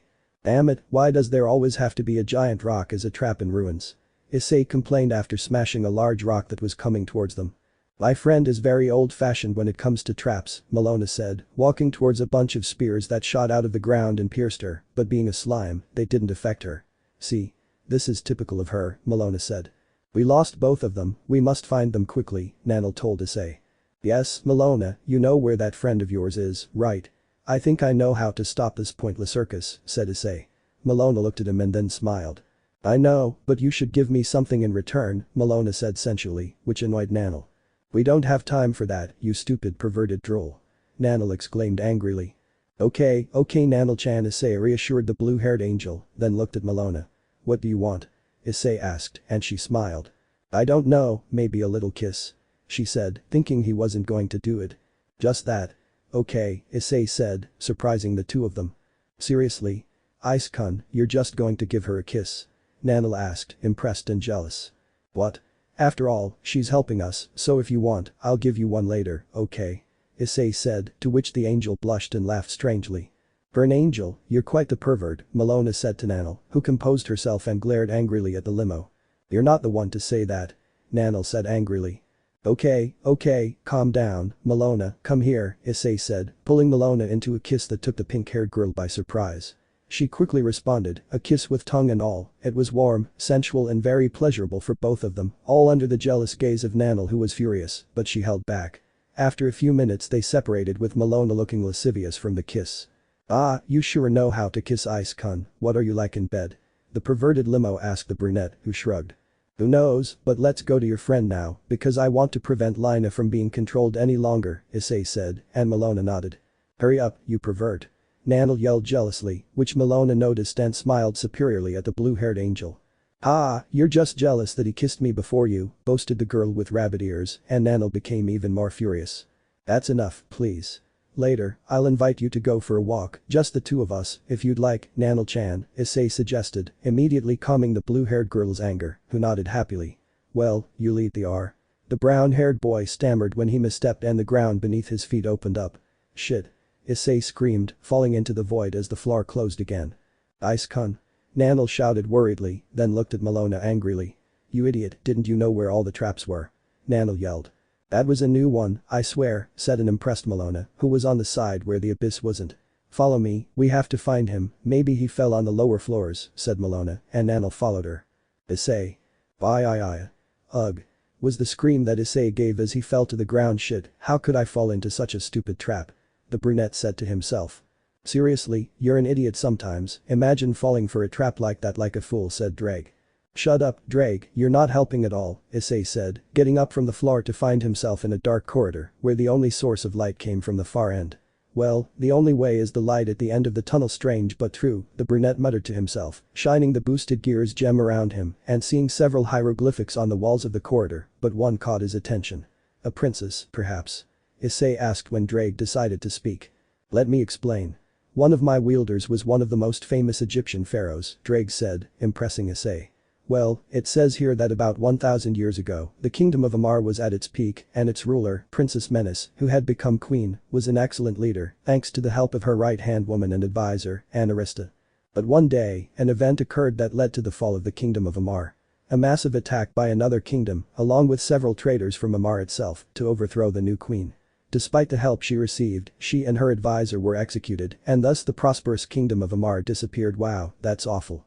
But that always happens. Corruption transcends the entire vast multiverse wherever there is a kingdom. But I think it was wrong. I mean, if the kingdom was going to prosper, why let it fall? Well, things happen for a reason, Drake said. The story impressed Issei. He felt bad for both women who had only done his work was paid for with the fall of the empire he built. Outragic, but life goes on. It's better to keep going. I have to find the girls, Issei said, continuing on his way. He reached the end of the corridor and came to a sort of bedroom where a ray of light illuminated a small mound of sand in the center. There, unconscious, he found Shizuka. But what? Did the storm drag her here? Issei said, approaching to see if she was alright. Hey, what are you doing here? Wait, are you, said a voice, catching Issei's attention as he saw Setra floating a few meters away, looking at him in surprise. The scepter with a cat's face. Issei said loudly, waking Shizuka from unconsciousness, who smiled when she saw Issei. Oh, Ice-kun, you're here. It's been so long, even though it's only been a day or two since we separated, but it's still good to see you again, Shizuka said, pulling Issei into a hug against her voluptuous breasts. Issei let her, as he would always enjoy a pair of large breasts against his face. It's good to see you too, Shizuka, but tell me, are you okay? Issei asked, looking up at her, between her breasts. She smiled at him. Excellent, Ice-kun, but where are we? The last thing I remember was the sandstorm and wait, Tomo-sama. I have to find her quickly. Shizuka said, alarmed by Tomo. Relax, we need to get out of here to look for her first, and I think I know who can help us, Issei said, looking at Setra, who couldn't speak when she saw the brunette in front of her. The cat? Shizuka asked. I doubt it's a cat, said the chestnut-haired boy. Hey you, what are you doing here? Issei demanded. He didn't know what to say. Issei was incredibly strong, and something told him that if he said he'd come to take Shizuka as his lover, the brunette would tear him to pieces. I've come to get you out of here, yes, that's it, get you out of here, haha, the talking scepter said nervously, worried they might believe what he told them. I don't know Rick, it seems fake, but you still have to get us out of here already, said Issei seriously, making the scepter sweat, if that was possible, who attended fervently. Of course, come with me, I'll take you to my teacher, Setra said. Oh, I like it when you get serious, Ice-kun, haha, Shizuka said, smiling as she stood next to Issei and hugged the brunette's right arm. Yes, let's go now, said Issei, following the scepter when he heard voices in the distance down the corridor where the scepter was leading them. Ice-kun, was Nanel's distinctive cry. Said the talking scepter. Girls, said Issei, seeing Melona and Nanel coming from the hallway in front of him. The angel girl. Shizuka exclaimed, looking at Nanel, but then she glanced at Melona. Who is she, Ice-kun? The former ninja Kauma asked. Oh, she's Melona, is she an ally? I don't really know, Issei said. Damn it, woman, what are you still doing here? Didn't you say you'd already left? Setra asked, looking at Melona. Shut up, you perverted scepter. I came here with Ice-kun and I'm taking him to Menace, Melona said, ignoring the scepter. We'd better go to my ladies now, said the scepter, he was already bored and wanted to go to sleep. Okay, let's go, said Issei, followed by the girls. A scream above them caught their attention. They all said when they saw someone fall next to some rubble that they avoided, with Issei catching the one who was falling, and it turned out to be none other than Lina. Lina-chan. Said Issei, happy to see his friend doing well. Ice-kun. Ice-kun. She said happily, hugging him, but then she weakened. You need to stay calm, you almost crashed to the ground, tell me what happened. Issei asked, carrying her like a princess while being watched by a jealous Melona and Nanel, and Shizuka smiled. They walked, following Setra, while Lina recounted everything that had happened after he left. It turned out that she had been abandoned by Risti, who had gone her own way. Then, when Nanel gave her sacred milk, which she said tasted disgusting, the angel pouted and vowed never to give any of her milk to ungrateful people again. After her encounter with Claudette, she lost her way and fell from a ravine into a river that swept her away with its strong current. She awoke to find herself seeing a girl in a priestess's robes and fell into her arms.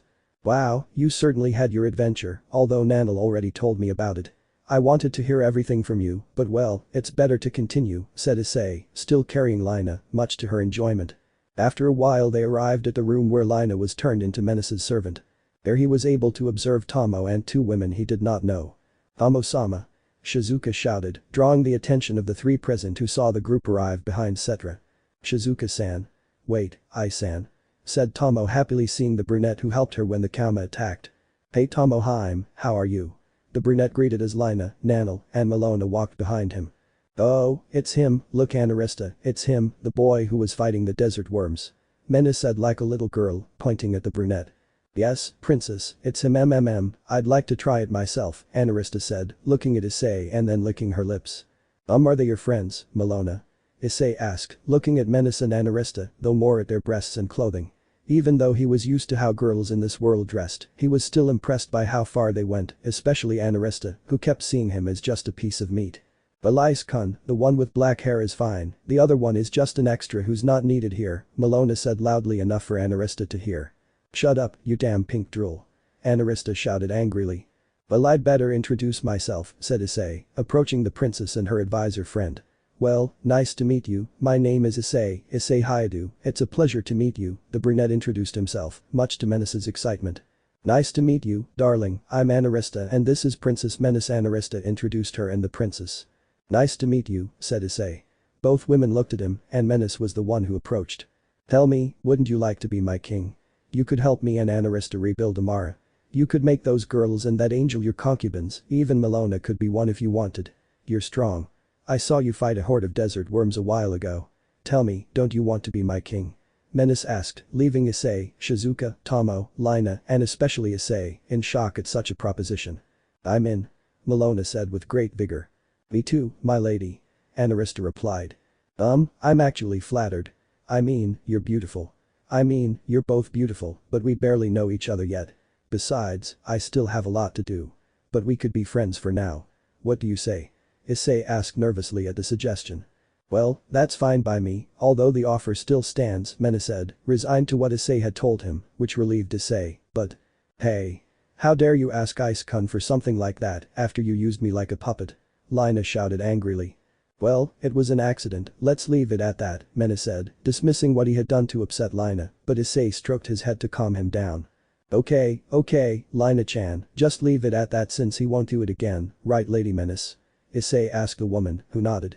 But my future king said, and by the way, just call me Menace, the former ruler told Issei. She hasn't given up on that idea yet, said Issei. Okay, Menace-chan. And call me Anarista or handsome darling, Anarista said, approaching Issei while moving her sensual hips in a hypnotic way.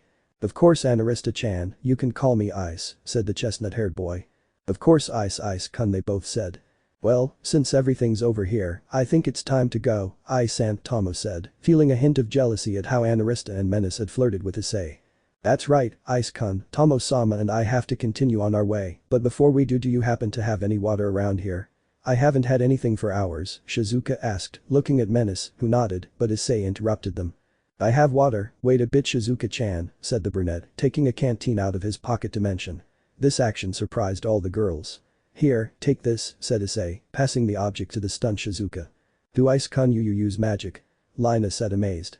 Ah, well, I've known for a long time, although I can only use a little since I'm not very fond of magic, Issei said, surprising everyone except Nanel, who already knew more or less about it. That's spectacular. Not only are you strong, but you can also do magic. You'll undoubtedly be a great king, Menace said, delighted. That's right, I can't imagine what else you're good at, Anarista said, making everyone except Menace smile, although Malona smiled pervertedly and Shizuka let a trickle of blood escape from her nose. Cough, well I think it's time to. Wait a minute, what's that? Issei asked, sensing a great presence outside the ancient building. Wait a moment. Menace said, using magic to reveal something emerging from the desert sands. It can't be. That's it.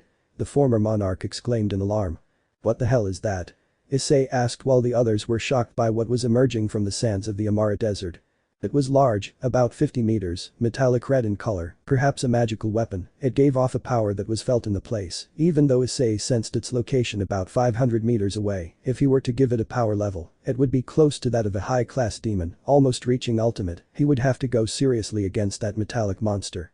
That thing there is an ancient magic weapon, it's over 1,000 years old. I'd say it existed before the kingdom of Amara was founded, since it was my father who found it, but I don't know why it's awake, it was supposed to have no power, Menace explained, sweating profusely because that magic weapon is very dangerous. Partner, I sense a negative energy emanating from that thing. That machine may have been activated by a Dramalage, since something with that power shouldn't exist in this world, Drake said, surprising Issei. Do we have a chance of winning against that? Issei asked. Using Cardinal Crimson at 100%, so yes, we have a chance, Drake explained, and Issei nodded, ready to tell the girls. We have to stop him or he could destroy the cities bordering the desert, Tomo said nervously. But how will we stop something of that magnitude? I mean, that thing is stronger than all of us put together, Malona said, worried about her safety. Girls, I have the solution, Issei said, drawing everyone's attention. What is Ice-kun? Shizuka asked fearfully. I will fight against that magic weapon, Issei said, shocking everyone, with Lina being the most worried and quickly voicing her complaint. Are you crazy? I know you're strong, but that thing is more powerful. It's unlike any enemy you've ever faced before. Please, Ice-kun, don't do something crazy. The blonde said, alarmed, looking at the brunette with anger and concern. That's right, Ice-kun, don't do something like that. Magic weapons are too powerful, more powerful than a demon, Nanel said, alarmed after remembering what those things were that had been forgotten thousands of years ago in this world. Nanel-chan, don't worry, I'll be fine. After all, this isn't the first powerful enemy I've faced, Issei said, smiling calmly at the girls, although Lina and Nanel were still worried. Well, Menace. Issei called. Yes? She asked. Is there an exit near here?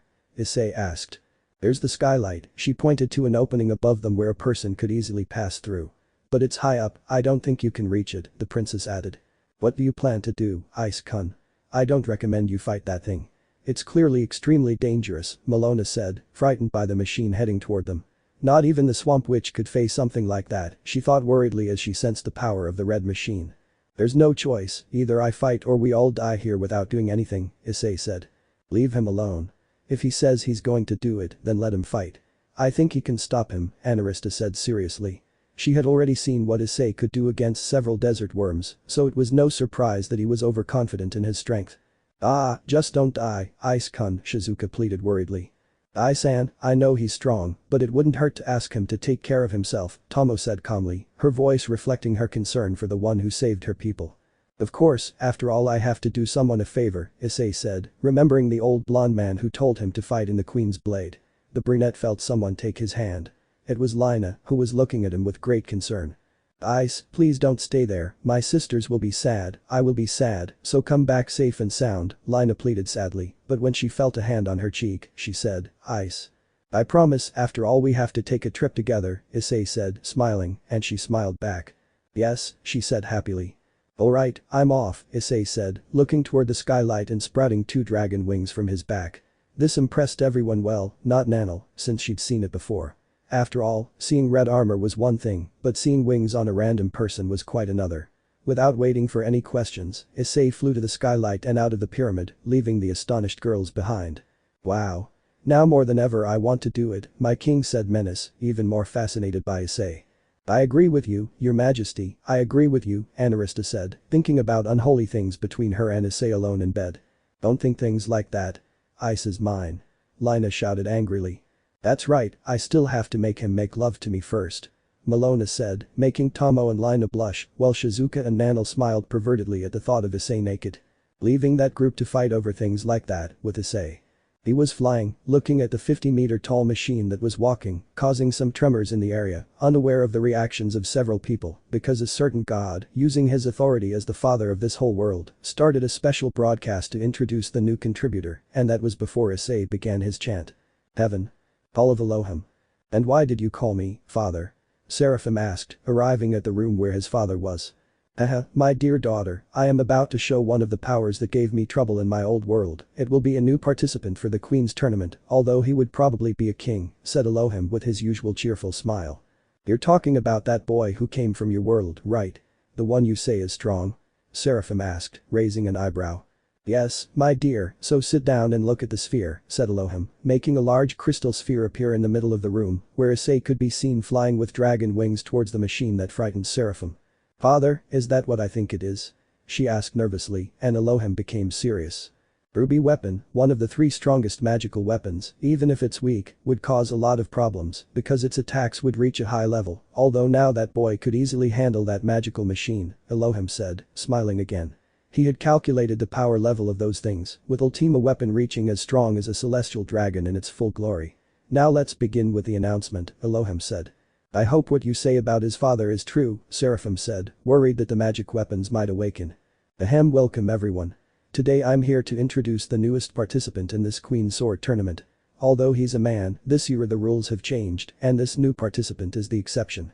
His name is Issei, also known as Wandering Dragon, and his first challenge will be to defeat the RWBY weapon that emerged from the Amar Desert. So, I hope you enjoy the greatest spectacle you'll ever witness, my dear children. Well, I'll leave you with the broadcast, Elohim said, ensuring the message was transmitted across the continent and to various parts of the world, including Hinamoto. Alright, now all that's left is for this to begin, Elohim said calmly. Seraphim simply looked at his father and let him be, since he knew what he was doing. Issei, meanwhile, was left floating 20 meters from the ruby weapon, which stopped moving upon sensing his presence nearby. He, too, had already heard what Elohim said. The old Elohim can't take anything, said Issei. He's always been like this, but oh well, let's put on a show they'll never forget, said Drag. Of course, Drag, we need to get serious now, said Issei. Of course, partner, after all, the old Elohim will want to see what one of the sacred gears that I believe shines can do, said Drag, smiling inside the sacred gear. Alright, let's begin, Issei said to start. I, who am about to awaken. I am the Red Dragon Emperor who upholds the king's truth, holding aloft infinite hopes and unwavering dreams, and walking the path of justice. I will become a Crimson Dragon Emperor. And I will lead you to the path of heaven, shining in a deep crimson light. Cardinal Crimson Promotion. And so the second strongest armor makes its appearance, and the reaction of all who saw it was one of immense disbelief. But Echidna. She had already stopped resting and was going to look for Issei when the sphere that transmitted the Queen's blade transmitted something again, and that something scared her because being of the elven race and being older than any current participant, she knew that it was that red machinery, and knowing who was facing her, she became even more worried. It can't be, Ice, Echidna said worriedly, watching Issei floating several meters away from the ruby weapon. Wait, does he fly? She exclaimed in amazement, but she was even more astonished by Issei's close quarters combat form. Okay, because this doesn't impress me anymore, she said, but smiled. Although his strength makes it more fun, phew. I'd better hurry and find him, she said. But the three ladies still mysterious. The three of them, seeing another transmission come out along with a male voice that surely belonged to their master's enemy, looked at the boy now called Issei in front of the ruby weapon. Hey, isn't that weapon dangerous? The Redite asked with a smile. She's stronger than all of us, said the dark-haired woman with red eyes. Better this way, maybe he'll die and we can go back to rest soon, said the pink-haired tan-skinned woman, crossing her arms under her enormous breasts. The other two thought the same thing until. Cardinal Crimson Promotion. What the hell? The Redite shouted in shock. Well, I certainly didn't expect that, said the dark-haired woman, resting her face on her left palm. HMPH, it still doesn't stand a chance against that thing, even the master is afraid of them, the pink-haired girl said seriously. Well, then, do we watch or just keep going? The dark-haired woman asked. Let's look, yes. Please, the Redite said like a little girl. Ah, fine, but when I'm done we'll leave, the pink-haired girl said exasperatedly. Great. If that boy survives that, it will be much better to have fun with him, just imagining it makes me all wet, said the Redite with a rapist face, which made her companion sweat. Damn pervert, said the pink-haired girl. That's just how she is, that's why boyfriends don't last beyond one night of hex with her, because they think she's a total slut because of how she behaves, the dark-haired girl told the pink-haired girl, who let out a sigh, without noticing that the Redite made a sad face, but didn't let it show. But the purple-haired girl. The woman from Eastern lands walked calmly looking for her next opponent, having already defeated some little-known warriors, but she stopped her walk upon hearing the announcement and then seeing the chestnut-haired man in front of the ruby weapon. She watched that with great interest. I hope it's something impressive, she said to herself, watching the start of the battle. Cardinal Crimson Promotion. She was impressed when she saw the beautiful crimson armor. Now she knew this battle would be epic. Steel Mountains. In the Steel Mountains, home of the dwarves, the best blacksmiths in this land, all, and when I say all, I mean all the dwarves who live there, are on alert for the battle that is about to approach. Isn't that Brad Issei? One of the dwarves asked. Exactly, that Brad is Issei, but can he fly? Another asked. Does it even matter? He's going to face that damn thing, I hope he wins, said another of the dwarves. Emer, come and see who will fight, said a dwarf with blonde hair. She looked like a child, but as they say, appearances can be deceiving. Wait a bit, Island, I'm still finishing the sword, said another dwarf. This one had curled hair and a slightly revealing outfit, though not as much as the others. You're going to miss the Battle of Ice. Island shouted at her cousin. You say so? That fool left without saying goodbye to me. When I catch him, I'll hit him hard with my axe, said the little dwarf Emer, who is known as the Steel Princess and who will participate in the Queen's Blade. As they both left Emer's workplace, they encountered a projection of Issei flying on the ruby weapon. They were both impressed to see that Issei could fly, but when CXC appeared. What amazing armor. I must ask him what it's made of when I see him. It would be a great advance in military technology. Emer said, impressed and fascinated by the armor. He's like a knight, my knight, hahaha, Island smiled, cupping her pretty face in her small hands, while Emer glared at her. Hey, he should take responsibility for me, after all he beat me by making a sword that he ended up giving to the village sage, besides it's tradition if someone is a better blacksmith than a woman of our kind, so he's mine Ion. Emer shouted angrily. Although I doubt she's interested in us, I mean, I know we're older, but look at our bodies, we have no hex will appeal whatsoever, and there are beautiful women on the continent, so I don't think we stand a chance against any woman like that, Island said, but Emer smiled calmly. Forget that and let's enjoy the fight. I'm already planning something to fix that problem, Emer said as she walked over to get a better view of the fight. If you say so, Island said, dropping the subject. The battle was about to begin, and several people across the continent would witness firsthand the power of the most unpredictable Sekiryuutei of all time. The battle between Sekiryuutei versus RWBY weapon was about to begin. End of chapter 5. Let me know in the comments below if you guys want the next part. Also check out my other video that has been shown and left. Thank you for watching. If you enjoyed this video please like and share this video. And have a fantastic day. Bye.